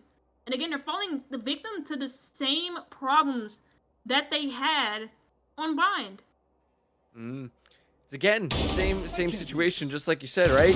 Where they're playing into Akuma's hands. You see, they're just there, they're ready and waiting, holding up their angles. There needs to be a little bit more snappy action here from CG, a little bit more proactivity, and a whole lot more aggressiveness, because these slow plays are gonna burn you at some point. Akuma gets the time they need to set up. They get the time they need to actually scout you out and get that information so they know exactly where they need to send everybody. Now CG, their 3 remaining members, are going to toss the spike. You see Leo tossing it actually down for Yuno there, who should be able to get this one off. Let's see if they can hold it down. That Viper doing some damage. Again, showing us why this agent is so damn good on this map. But Frank's picking up 2 degrees to clean it up. And Akuma gonna be picking up the 4th round here, 4 straight, and they take that lead. They hold the lead 4-0. What is gonna be needed here from CG? Because it just seems the start. I know it's Icebox. I know it's cold out there. We gotta be moving things a little bit faster. And I'm gonna take a timeout to slow these things down. I said if they weren't gonna take a timeout in that last pistol round, then they were most definitely gonna take a timeout here. And it seems that I was right for the most part. CG not liking what they're seeing out there. And to be fair, I'm not liking what I'm seeing out there either. I feel like, again, they're falling victim to what lost them the game on Bind, that lost them so many rounds on a defense, that lost them so many rounds on the attacks, despite them getting 3 back-to-back. And I feel like they need to step up the pace a little bit. Akuma's lineup, Akuma's comp is so tailored to the defense, but they all of them don't have the power. All of those agents on the board, Sova, Chamber, Sage, KJ, Viper, do not have the ability to make space, nor do they have the ability to rush in and be able to get multi-kills the way that Raze can or Jett can. And I'm not saying there's anything wrong with the Raze. I think the Raze pick is fine. I just want there to be more urgency on the side of CG, because if you give Akuma the time to set up, if you give them the time to set up their flanks, if you give them the time to set up their retakes, they're gonna take it. They're gonna take that time, because not only can they move fast, but also they can also move slow, and they know how to smartly play around what the other team is doing, and that's exactly what they're doing here on Icebox. We have seen CG. They have been prepared mostly for those flanks. We saw Grim on Bind there, who was posted up, did pick up a double when Akuma tried to go for the flank. So they might have to strategize towards that. But again, that's using another full body there to commit to just watching your 6, so Akuma doesn't sneak up on you. There needs to be moving forward. Everybody needs to be moving forward, and unfortunately, it just has not been at a pace. Again, we're seeing another slow start here from CG, taking their sweet time moving in. But again, it is really hard. Something we mentioned about Icebox is how good it is defensively in these early rounds. There's a lot of crazy angles that you can set up with, and depending on your utility, can make it really, really hard. But Grimmar is going to be walking up. Needs to be someone with him to swing. Do not stack up, or else Demo will make short work of you. Let's see those 3 bodies. I'm watching. Oh my goodness, Degrees absolutely lighting it up. Yuno will trade one back on the Demo, but it's the big operator that I'm a little bit more scared for these members out here. Is Degrees will be suppressed. Leo picking up a kill on the Shattered. Quite nice there. And Akuma for the first time at a numbers disadvantage. Let's see if they can make anything else happen here. The rest of CG rotating back towards that A site. Should be able to close this one on out, but Leo finds a Hira 1v4, all in the hands of Degrees if they can potentially make something happen. They've got the operator, so don't know if they're going to want to go for the save or if the Hira 1v4 comes through right here, right now. Let's see it happen, Suga.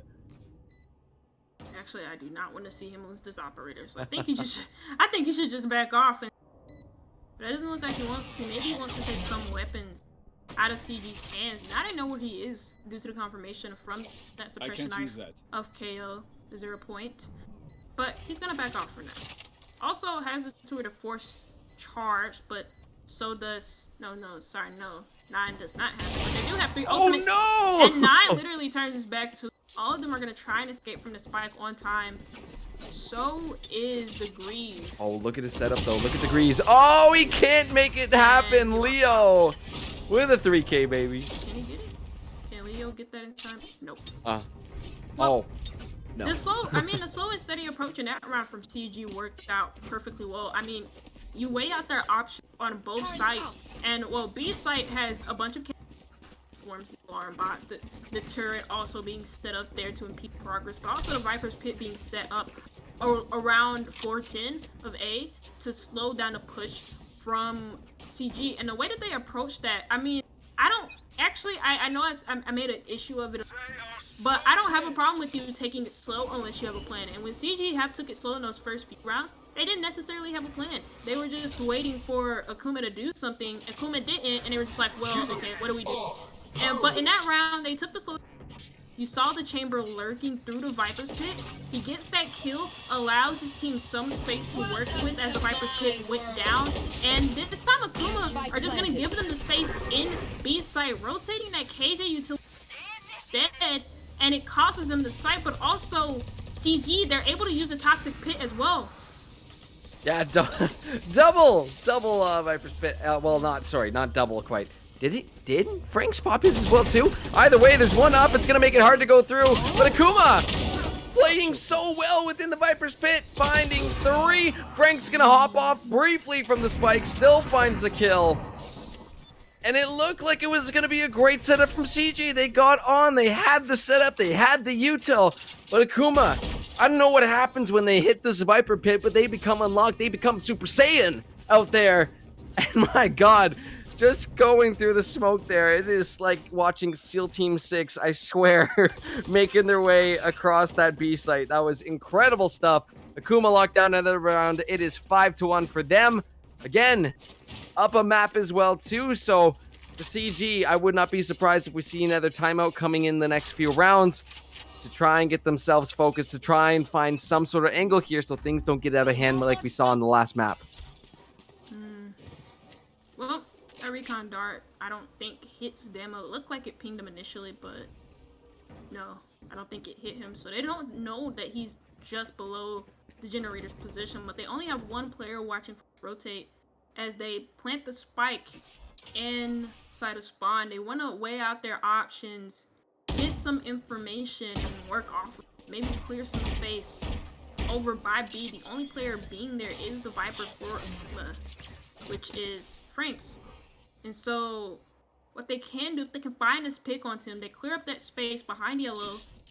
They don't have a Sage, so they can't guarantee a plant behind an ice wall, but they do have the Toxic Screen up to block the vision from the top of the middle crate, and also Snowman. And there goes Frank. He dies. That's good coordination from CG around the green crate. And they get control of B long, but not only that, now they have sight. All right, so I think some tracing rounds being used to lock down. Oh my goodness, lock down Franks on the back of B site there. Demo is gonna be taken down as well.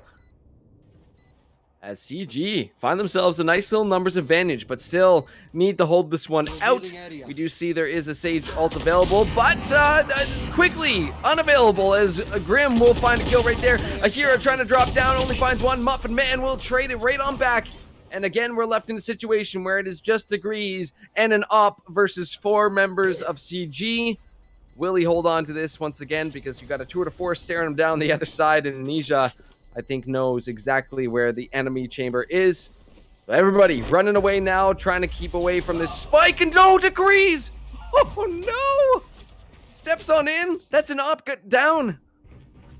Wait, can we get a replay of that? I want to see if he intentionally meant to do that. I would hope not. Oh, well, he gets to rebuy it. We'll find a kill right there. Ahira trying to drop down, only finds one. Muffin Man will trade it right on back. And again, we're left in a situation where it is just Degrees and an op versus 4 members of CG. Will he hold on to this once again? Because you've got a tour de force staring him down the other side, and Anisha, I think, knows exactly where the enemy chamber is. Everybody running away now, trying to keep away from this spike, and no, Degrees! But he's being aggressive in Garage, gets punished for it, and it's to find an opening pick. Yeah, you said you wanted to see more from Yuno. Well, I think we're seeing a little bit more this time. Stepping on up in those clutch moments. Shattered, though, trades it back once again. So 4-on-4. I think some movement back towards this B site. CG looked really good on it last time. Let's see if they can make it happen once again. Shattered with the res coming through. They're going to lose 1. They're going to lose 2 back-to-back because Yuno was ready and waiting for them. My goodness, that is a huge loss for Akuma. Down to just 3 members. So CG, once again, holding that advantage. You got Degrees watching down that entrance to B with an operator. So if anybody gets a little saucy with it, they will lose a head. Or end up with a grapefruit-sized hole in their body. But back towards A is where I think they want to make something happen here. CG are making their moves, are making their way onto this site. Let's watch as Yuno does have that showstopper available, so if anybody gets a little too clumped up, wouldn't be a terrible option. But now we see all the Viper util you could possibly hope for is coming on out. The decay is avoided now as Yuno heals right back on up. Using the satchel to dodge the op shot. Are you insane, Yuno? That was amazing. Degrees, though, with a pick on him. Up man Leo trades back onto Degrees, and Ahira with a kill on to Leo. Now Frank staring down on Anisha. Will find that kill. And CG, they started with the numbers advantage, but they will lose it. The time runs out, and Akuma will take the round. It's 6-2 for them, and Yuno survives by hiding in that corner.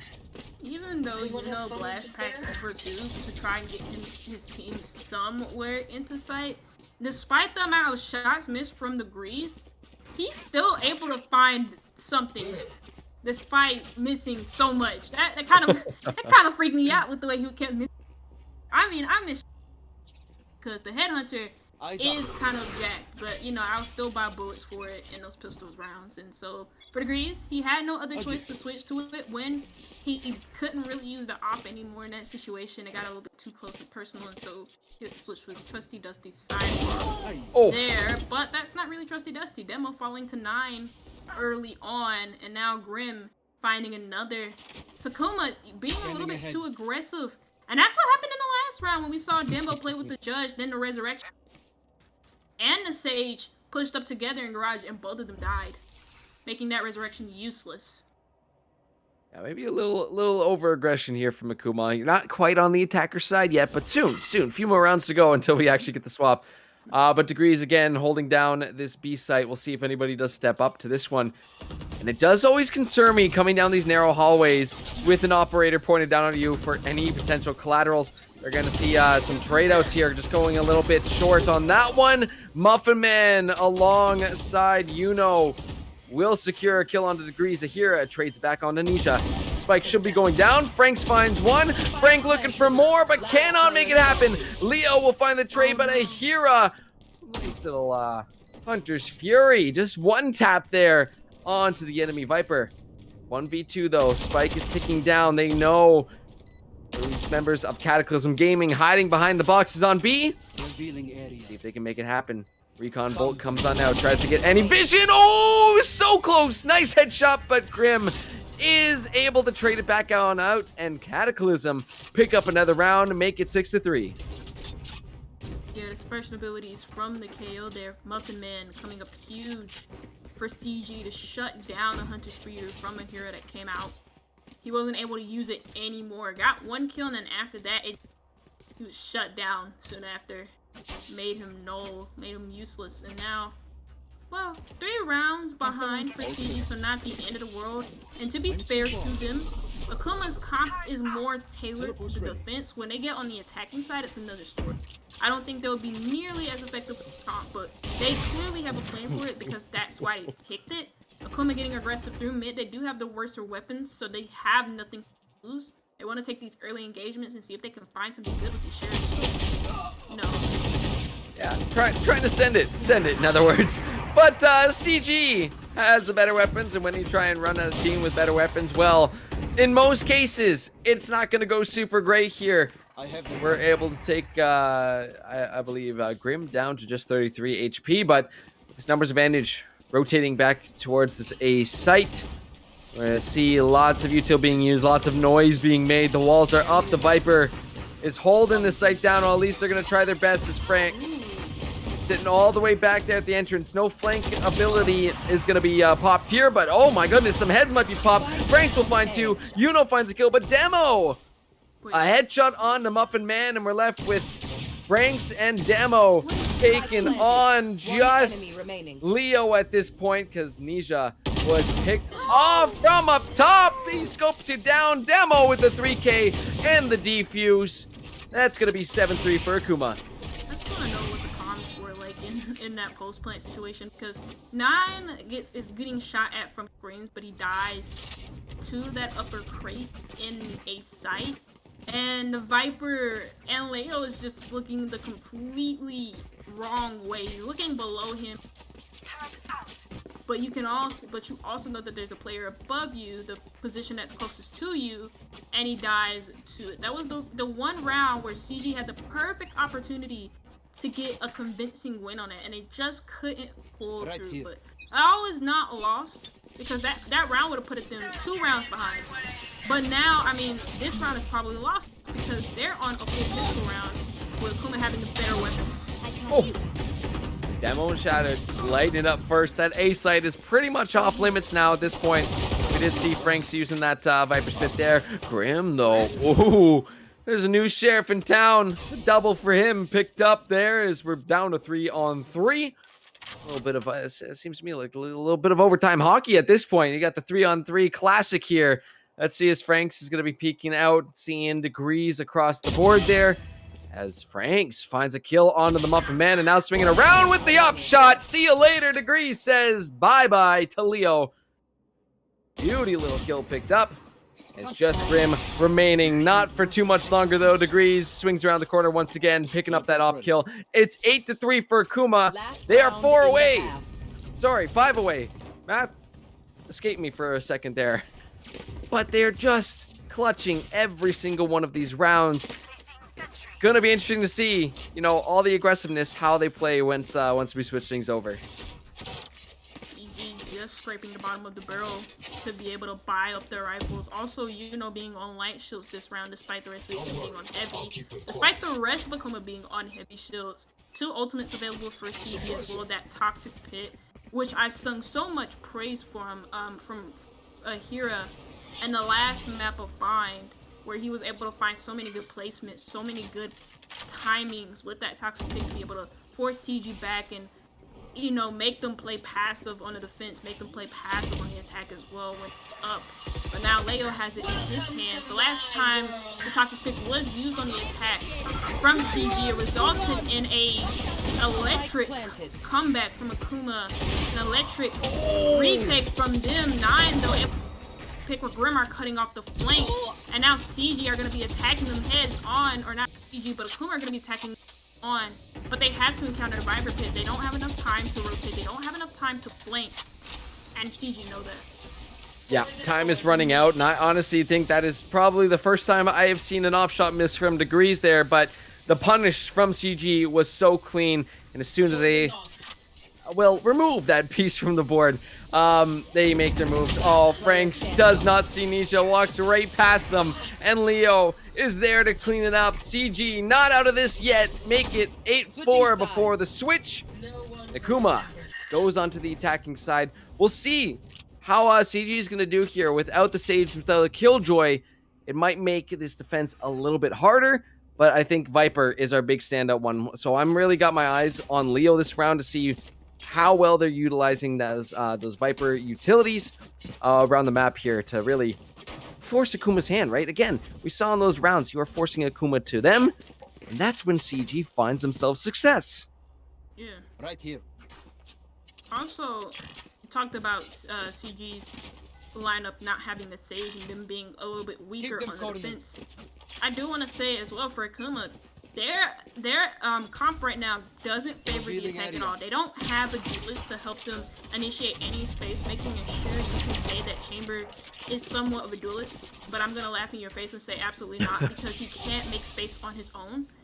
That's why you usually have a duelist right behind him. He can get picks from far away. He's a great opper, don't get me wrong, and he's a great fragger for anybody who can hit their shots, but his ability to make space is non-zip. If you try to depend on him to be your only duelist or your main entry fragger or whatever else, he's gonna fail you, and he's gonna fail you miserably. This is why Akuma, guess what? They don't have that space-making ability of a Raze or Jet, and that's why they're waiting for CG to either make the first move, or they're waiting for them to, like, clear out of sight completely. They're waiting for the force. They're gonna force their way in, but CG fight back. So do Akuma, getting that main advantage.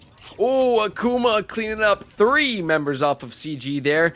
And see, as CG now forced completely outside of the B site, Leo will pick up a kill on the Franks. But again, Spike goes down. Akuma with some low health bars, so this is potentially doable here for the side of CG, but Leo only has 9 HP of their own. Let's see, going for that ghost instead. Gonna have to answer around the corner, but you can already see Akuma has set up, and look at what Demo's going. I got my eyes on Demo right now because they're swinging around the map looking for the flank, and now Akuma is gonna make the call to say, okay, are we swinging? Are we ready to go? See if they're gonna make some magic happen here. Muffin Man will find a kill of their own. Degrees trading out Muffin Man. 1v2, and everybody's low health bars. They're all one tap. Leo finds one. Two. Absolutely insane from Leo to hold it down, and I think just not enough time. So clean with the gunplay, but unfortunately that Spike has got a timer, my friends. Jesus Christ. Able to isolate those last 2 1v1s against Akuma, and initially I thought Akuma had that locked down, especially, you know, I say that they don't really have a lot of things or kits or tools to help them space make inside of the site, but what they do have is a lot of for the post plant, especially here. through those snake bites and the nano swarms with the KJ. And they also had good post plant util play with Revealing it. Ahira. No, sorry, not even. Yeah, Ahira on the Sova, trying to initiate the contact from the players in mid and also the player by 14 who was hanging by the ropes. With that recon dart, he gets that information in both of those players' wings, and they're able to get the kills. But that was just insane gunplay from Leo. Again, he finds himself in a clutch situation, and he nearly clutches it out. It was by 0.55 seconds. How close can you get? 0.001. I have yet to see one of those. That would be absolutely insane, but that was, yeah, so close. Franks, though, will be picking up a kill onto Muffin Man, and unfortunately, losing some more members there. Demo finds Leo. Will not be able to get their hero moment this round, but honestly, of our CG players, Leo has been just making motions, has been making money moves out there. But oh my god, Nisha swings around, takes off Demo's head, but the rest of Akuma are ready to go. They clean it up, they make it 10-4. A little shout out to Nisha there for a really nasty headshot, but still, Akuma, they're drawing them in, they're just baiting CG into these sites and then just strike all at the same time. How do you deal with a team like this? Don't bite the bait. That's it. If Akuma go fishing, they get that reel out there. They use the earth worm or whatever good bait there is. I don't know my baits on fishing. Don't judge me. I'm from the south too, so I should know this, but I don't. You know, for CJ, just shouldn't bait into it. They shouldn't over peak. And at times, that's what they do. And, you know, at times, it's either them putting too... Or you have players over peaking and doing a little bit too much, and there's no there's no good balance. But that is a nice camp from 9 to the 9, the orb from Franks, who was actually, he's got his ultimate down. CG got so many kills through mid. They find so much value from it, and they get the retake down, and they're able to defuse.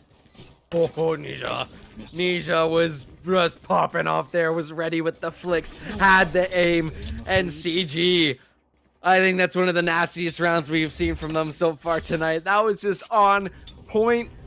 Not even a talk reactive there. They were just ready to go at every gun play there. And oh my god, clean as heck. Can't boast any more about that one. That was absolutely well done by Cataclysm Gaming there. Let's see if they can do that again. You gotta be feeling good after a round like that. You kind of look at your teammates in the team chat there, like, hey, guys, that was clean. That was way too clean. Can we please do it once again? Look at Nisha, though, posted up with this tour de force. Watching B long in case anybody decides to move down here, and I do believe they are going to get spotted out, but Grim on the move now. Can see those members of Akuma are making their way through mid. Question mark of which way do they want to go. Shattered, giving Muffin Man tons of time there, but still winning out on the fight. Will remove one member of CG. They know that Grim is around the corner, so for now, hey, let's just post the wall up. We'll force some nether route here, but oh my god, who is this chamber? Whose player is this? Nisha has stepped up incredibly well these past few rounds, is lightening up out there. 16 frags so far, and still holding this back site of B so damn well. See if they can continue to do so. 4-on-4 action right now, as you will have Yuno spraying through this wall here, but Shattered will pick him on off. Not allowed to get away with that noise making. That's a noise violation there out there in mid. Gotta keep it down a little bit, or else he will get punished. Let's see Shattered, though, finding a 3K. Grim trades it back on the demo. Akira on the Grim. It's 1-for-1 out there, as it's just Nisha remaining. Let's see if they can hold things down once again. Playing it safe, picking up a Vandal, looking for those closer range trades. But the spike planted down onto that A site, and we'll see if Nisha's gunplay can come out on top once again, but we've seen Akuma, we've seen the swings. It should be around for them here, Suga. I'm surprised by how fast Akuma are able to move up with this comp. I talked about how slow this comp looks, how defensive it is. And Akuma are just, they're finding opening engagements. They're finding it fairly easy because CG are just giving them bodies. But also that was a really unorthodox push. the smoke to deny the vision from generators. They were able to, and then the toxic pit in kitchen. I didn't really understand the play. But then CG just got caught out from the players on the A side, got caught out from other players moving around them because they were too focused on the pressure that was in kitchens from Akuma. And again, it's just CG. They're biting Akuma fishing, and they're biting at that bait that Akuma are like hoping that they'll bite in just so they can reel them in. It's exactly what they did in that round. You should run. We'll see if they're gonna go for it again. On to the B site is Akuma. I think Demo, yeah, actually just popped the lockdown as well, so is gonna interrupt a little bit, is gonna force, I do believe we see Leo actually pushing away from this until that Killjoy ult is down. So now CG gonna be remaking their moves here. Look at where Degrees is, completely opposite side of the map. I'm hoping, looking to set up for those crazy picks, those crazy angles on anybody backing out of this one, but it's 1-for-1 trade so far. Demo's gonna change that around as they will pick off 9. Unfortunately, that chamber will be off the map. 4v3. Akuma looking to set things to match point here. Demo picks up a kill on the Grim. And you are just left with Yuno and Leo coming around the corner. Leo finds one, but Degrees picks them both off. It's Akuma. Going to match point. It's Akuma. Match point. I think possibly in control of our script here in VLS, who are just such a good, clean team. And one final timeout potentially here from CG. They have to find some sort of momentum here. They have to find some sort of play that will work. But what that answer is going to be, only time will tell, Suga. Oops, sorry. Yeah, no. Also, just interesting to note, this may be a little bit irrelevant, but I'm going to mention it anyways because I think it's interesting. This is the 4th timeout that CG have had. Akuma have had 0. Obviously not thinking that they'll need it, but CG, again, stuck in really peculiar situations where they have to claw themselves back into the game. Akuma just looked far beyond them at this point. I mean, with Degrees on that flank, like, it wasn't the main thing that won that round. The main thing that round was denying the flank from Garage, but also the lurk from Degrees through A site, through mid, into kitchen, able to bypass that trademark slightly just so CG weren't aware of that positioning. And again, Akuma are just sucking them in, and it's not really necessarily pressure from both sides of the map being applied from Akuma, and they're sucking them in into one area, and they're able to apply pressure from multiple. And that's really nice to see, but CG aren't necessarily adapting neither. No. And unfortunately for CG, you see the buys, you see the triple ults available for the side of Akuma. They will lose one as 9 finds a nice little 1v1 on Akuma, but here comes the Hunter's Mark, looking to clear out any members lurking on the backside of that B site. As in goes Shattered, finds a kill on a Yuno already up at the top of the boxes. Muffin Man will be lost as well too. Leo, though, holding it down from the backside. It is 2v2. It's another Hunter's Mark coming out to play here. We'll see if Grim can find anybody, but unfortunately will not. The big one, though, is this Viper's Pit currently up from Leo. Trying to hold down wherever they can. Trying to play this Viper's Pit the best they can. But look at, they come around the corner. Grim takes down Akira. Franks with one. Can Franks close it off? They cannot. The spike. Lots of time left to defuse that one. And Grim will keep CG alive for another round. Oh, Close. Very close on that one. it's too close. Not for Akuma. 6. They only have 6 rounds to go. If they're able to win out this round, actually, yeah, if they're able to win out this round, they could potentially do some damage to Akuma's economy to the point where in that very next round that we're able to go into, if CG end up winning it, because again, weapon disparity is pretty even, that they force Akuma's economy to be shattered. But even then, CG's economy look a bit dysfunctional as well, with them having 3 light shields, 9 on 1, not on no shields, and a Guardian in the hands of Muffin Man. This is not the buy that CG want, especially against the Tour de Force and a full buy coming in. Yeah, this is gonna be a little challenging to kind of procure the win here, but hey, you never know. It's never over until it's actually over here. So if they can make it happen, lots of big guns. You hear Muffin Man, hear the Guardian out there. Leo will be able to find a kill there onto Degree. So down to Tour de Force. At least one chamber there as Shattered still has the res. They could potentially look to bring back Degrees if needed. Let's see, 5v4 CG slowing things down. You got Shattered potentially on the flank here, but no, Yuno's just got a quicker reaction time. Flicks it around, finds the headshot, and will not let Shattered get away with another one of those flank plays. CG Muffin Man with the Guardian headshot. Quite nice to be lighting it up out here. And now Akuma down to just 2 members. It's 30 Franks, seconds it's left. Demo. Can they make it happen? 5v2 for the win. CG loses 1. Demo with a nice little headshot there. Paint Shells does take a little bit of health away from Demo, but we will get the plant coming through from Franks. So let's see if they can hold things down for now. No Viper's Pit available. CG making their way up the stairs and to the backside of this A site. Let's see though, up they come, down goes 1, and down goes the last member of Akuma. CG will stay in this one, and it's Leo who picks up that final kill. Could we see overtime in Icebox, or are CG just delaying the inevitable?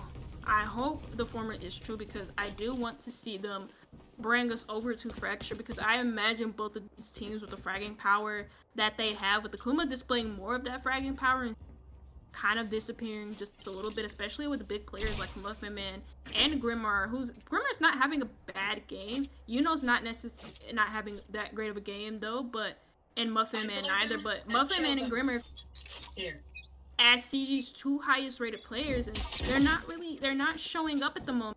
It's the players who I talked about, 9, not really being the highest rated team, nowhere near it, and he's still top of the leaderboard at the moment, finding these really nice picks, whether it be with just a regular gun or even just a headhunter. He's able to find them pretty easily. Akuma now on the attack on being, there's nothing up that CG can do to impede them apart from with their guns. Degrees by Yellow finds 2, but as the dust settles, it's a 3v2 in CG's favor.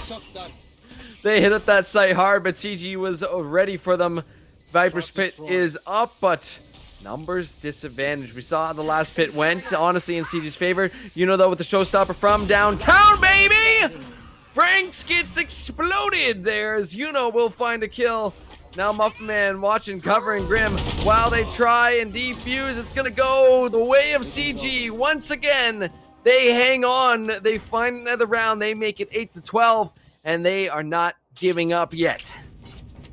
Even though they lose 2 picks in that round for CG, again, like you said, they were just prepared for the push, and they had the numbers advantage in that round as well in the 3v2 situation. Now, though, again, this might be a situation where round is 1 from Akuma to take their first time out of the night, just because this could end up just like Bind, but first, especially OT. Because of the lead that Akuma had with 12-5, even though this comp is defensive, like I've said so many times, Akuma are playing really, really well around it. Their team synergy has been on point today. Take flight. But you have to say that it looks a little bit like Bind. They're a little bit complacent. They're giving up easy picks, and they're giving up too much presence when they get into those close point situations. And when they give up too much presence, when they give it too much bodies, they don't have enough bodies to be able to fight plant down. Now moving on to B again, it's free. Muffin Man holding it from Snowman, and at some point the execute's gonna have to come, but they don't watch for it. They don't. There's the trade at least. Muffin Man though posted up there for quite some time. Actually, in fact, about a whole timeshare back at Snowman there. It's given a lot of time there, so it's a little risky there. But 9 will get the op shot onto Akira, so we're back down to 4v4. Actually, 4v3. Loses 2 members there. 9 picking up some more kills. Sorry, not with the but a no scope on the Marshall. Unreal out there. sorry from Franks. That was absolutely disgusting. But Leo will clean it up in the chaos and confusion out there. CG, pull it back once again. Bring it to 9v12. That was a very hectic. As soon as the Viper util went down, everything went to hell. Everything went to hell, but also as soon as Nine just got into the fight, you had a feeling he was cooking up something with the operator. And he's now 21-16, the best player in the lobby so far, according to like the kills, not really KDA, because we're looking at KDA. I believe Franks has the highest KDA in this lobby, if I'm doing my maths correctly. Probably not, because I'm terrible at math. But now a timeout going to come out, the first timeout that we see from Akuma, and it couldn't have come at a better time. It comes at a time where CG are clearly on some type of sugar rush, some type of momentum rush. And Akuma needs to find some way to disrupt it, but also they need to find some time to talk over why things are falling apart. And the reason why things are falling apart is because falling victim to the same trap that they fall victim to on a bind. They're getting too complacent, they're giving up easy picks, they're not clearing areas of the map. Well, at least on bind, because, well, not on bind, because they couldn't clear areas of the map because they're on defense, so you have to hold those areas. But on Icebox, they're not really clearing simple areas where CG are hiding. Now CG, it takes them a couple of rounds to warm up, and it comes at a bad time because now it's still match point for Akuma. But, you know, now they're getting into Akuma's head, and they can work off of that just a little bit, though. Full buys coming in for both teams, 2 ultimates ready, the lockdown being one of them for demo. I talked about the lockdown briefly, Gurf, but the main thing about the lockdown on Icebox, because of the big size of this map on A and B, her lockdown doesn't find a lot of value. It's more as a deterrent.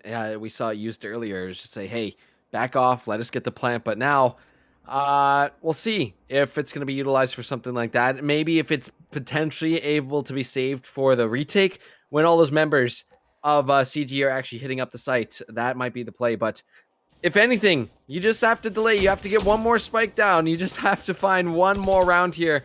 And Akuma probably had a bit of an earful there from the coach saying, hey, figure it out, boys. Let's get it together and get this round done. You're going to see the Hunter's Fury coming out once again. I do believe it just narrowly going wide of a couple members of Akuma there. Zahira holding down the back of this B site. You have, once again, Degrees on the other side. The map will find a kill on Tiyuno. Nice little flank angle potential here. Degrees finds one. Grim will find Demo, but Ahira on the Muffman, and Shatter says, you know what? Let's just keep the numbers advantage going. He saw the crossfire from Franks, but Ahira with the Hunter's Mark, the Hunter's Fury. Sorry, we'll pick it off, and we're down to the Hunger Games winner 2 times so far tonight, but can he finish it off? He sees 2 members of Akuma going on to this A site. The spike goes down, and Leo will find 1. He's got 3 to go to keep CG in this game, but needs to watch the flank. Ahira is here. The shock dart comes through. It will be narrowly avoided. A double one is there, but just a little bit short. He can see the Sova on the other side of the wall, but when are they going to swing? When are they going to make the moves? Getting shot from every angle. Finds Franks. Finds not Ahira. That will be the cleanup from Akuma. They take it 13-9. And go home once again undefeated.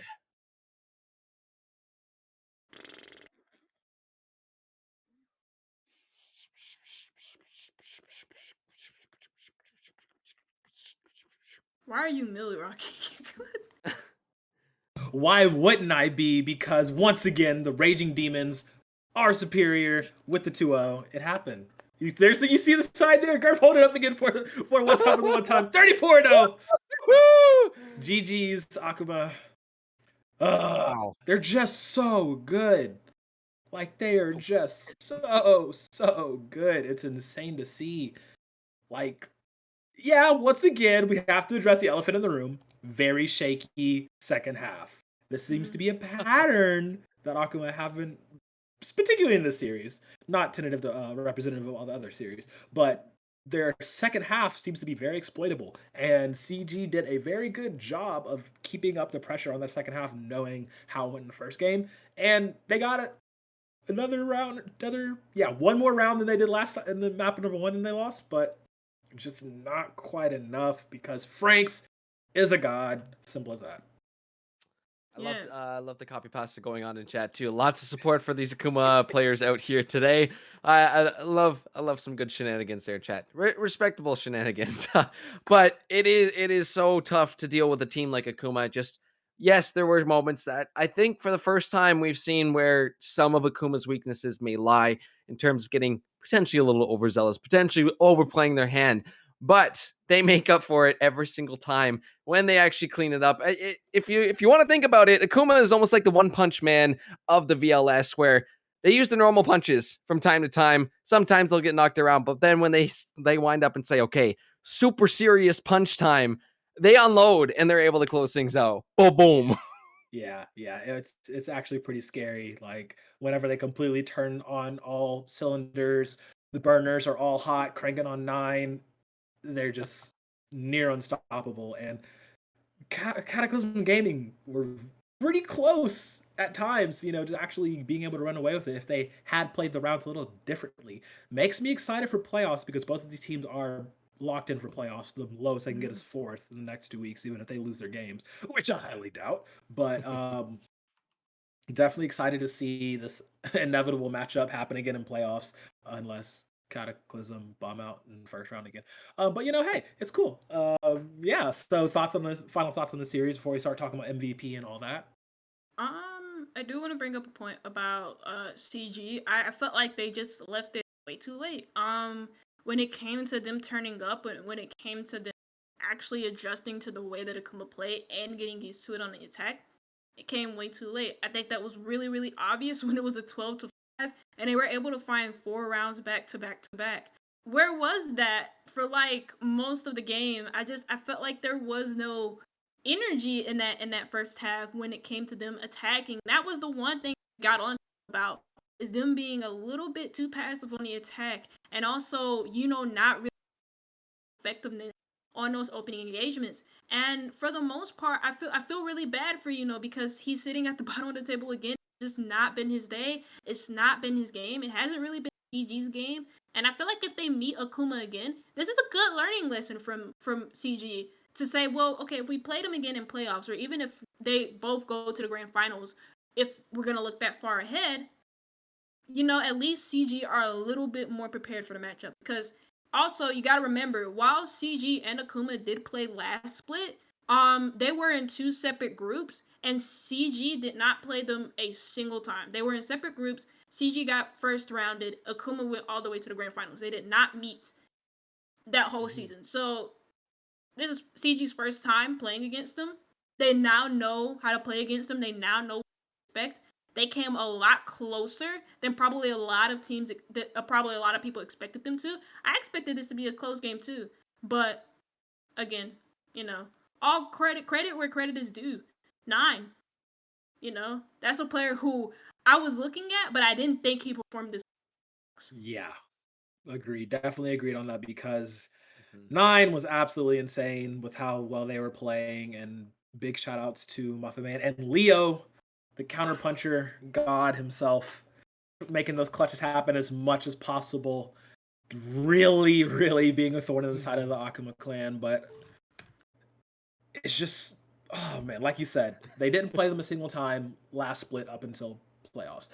This time could be different. So when we do see these two teams, probably when we see these two teams, as the guesswork comes in, you might think it might happen a little differently. But man, this is actually a good series. Even though it was a 2-0, it wasn't exactly a stomp, Yeah, for sure.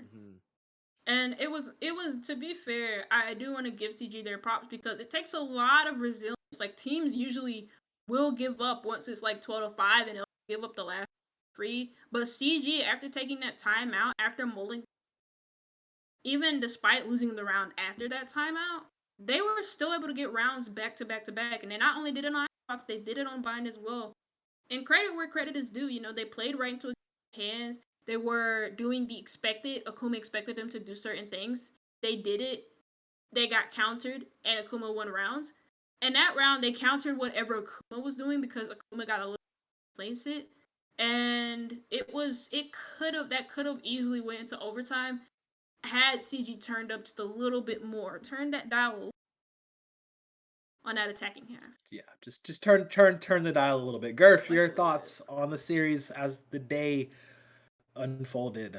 Because Well, I think we had a little like mindset.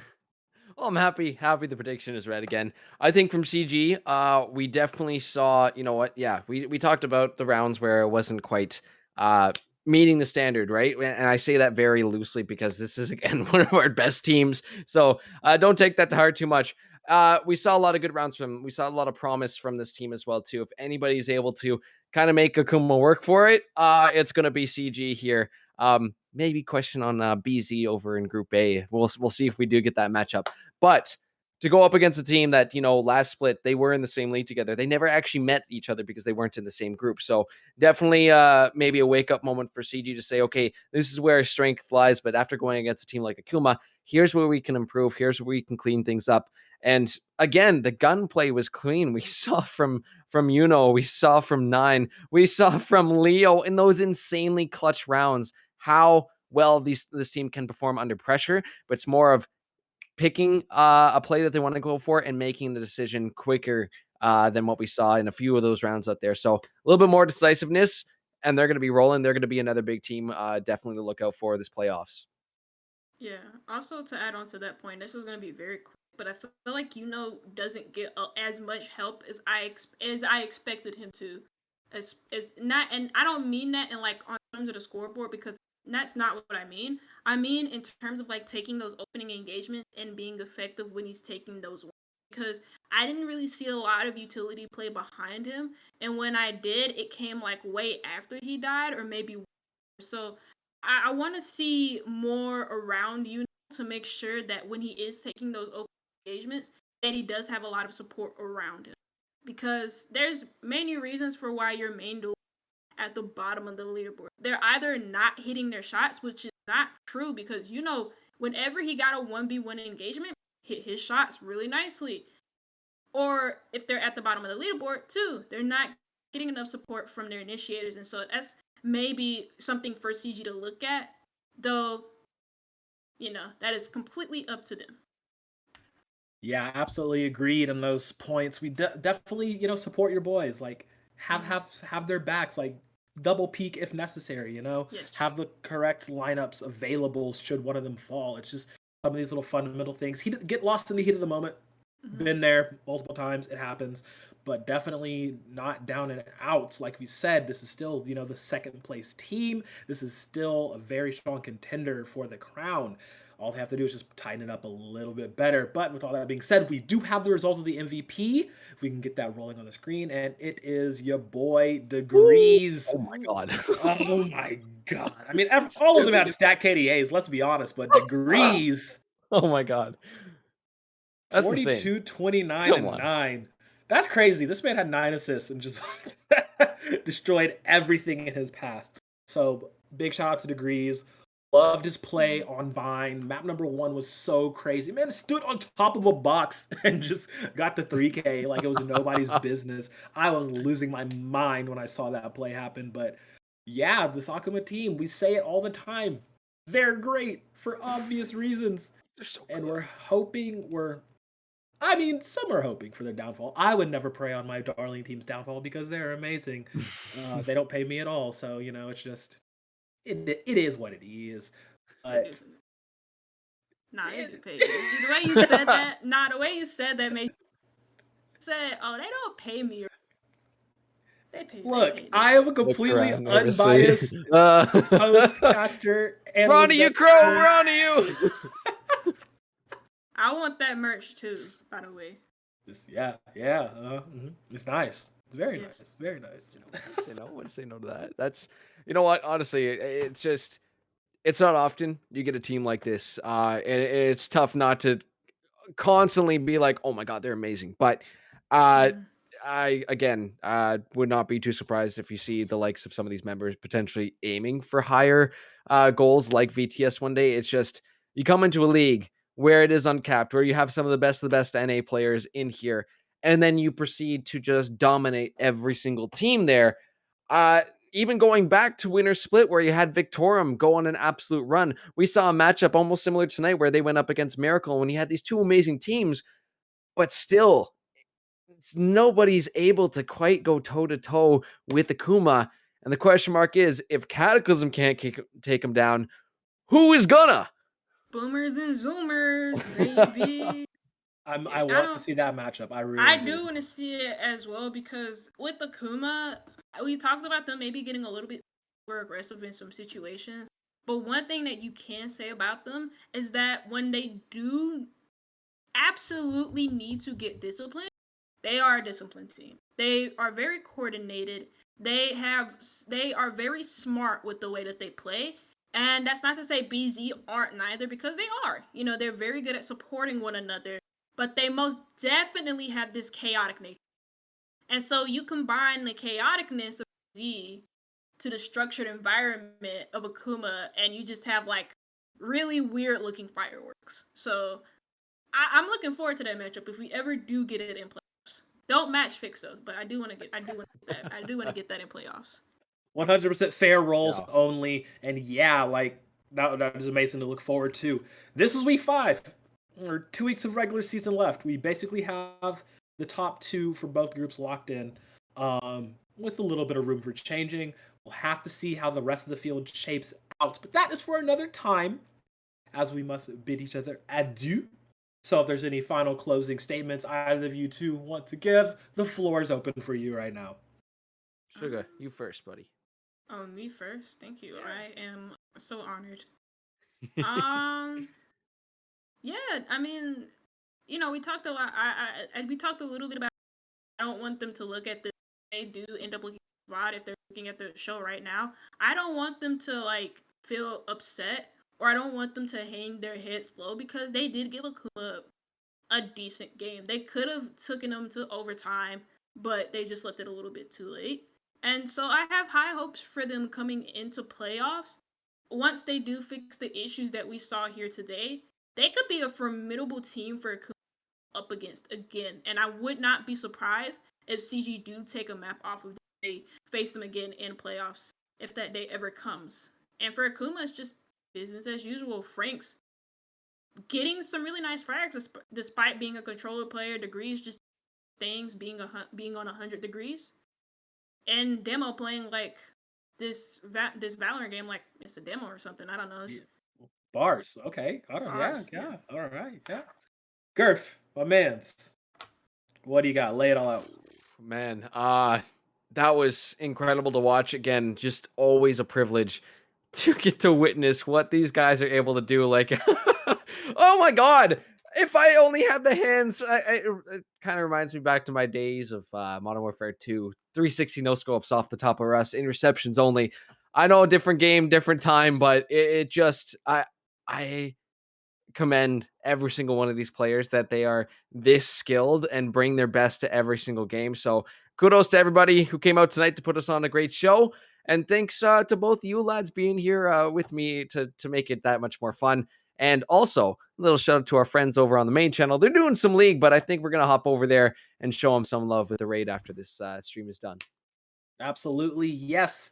And see y'all next time, next week. Same time, same place. You know the deal. More Valorant action, more VLS. It's going to be tantalizing. So close to the end of the regular season. Playoffs is on the horizon. I'm ready to see it. I hope y'all are too. But yeah, we got some League of Legends to close out the day. So let's get the raid going and underway, and we'll see y'all next time. Peace.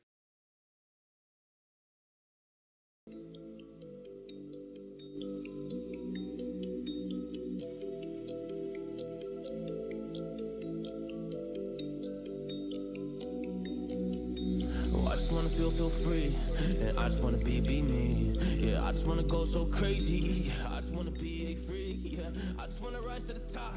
Yeah, I just wanna go reach the peak. So I've been really well focused on success. Hey, y'all will see. Yeah, you won't see that I will get it. Cause I'm really focused, man. I make it with the rap and I just follow my path. I just follow my passion. To me, this is what's precious. Yeah, in my soul, man, I can feel it. So every single verse, man, I just gotta go and kill it, man. I gotta be the kid. I could be the guy taking you wild. I could be the villain, but that is okay. Lately, I'm painting my path on my way. Yeah, I got no time that I can waste. So I've been sitting in the space. Yeah, making runs every day, man. You know that I go insane. Yeah, I hit you with a bullet to the brain. Then it's that first, cause we going insane.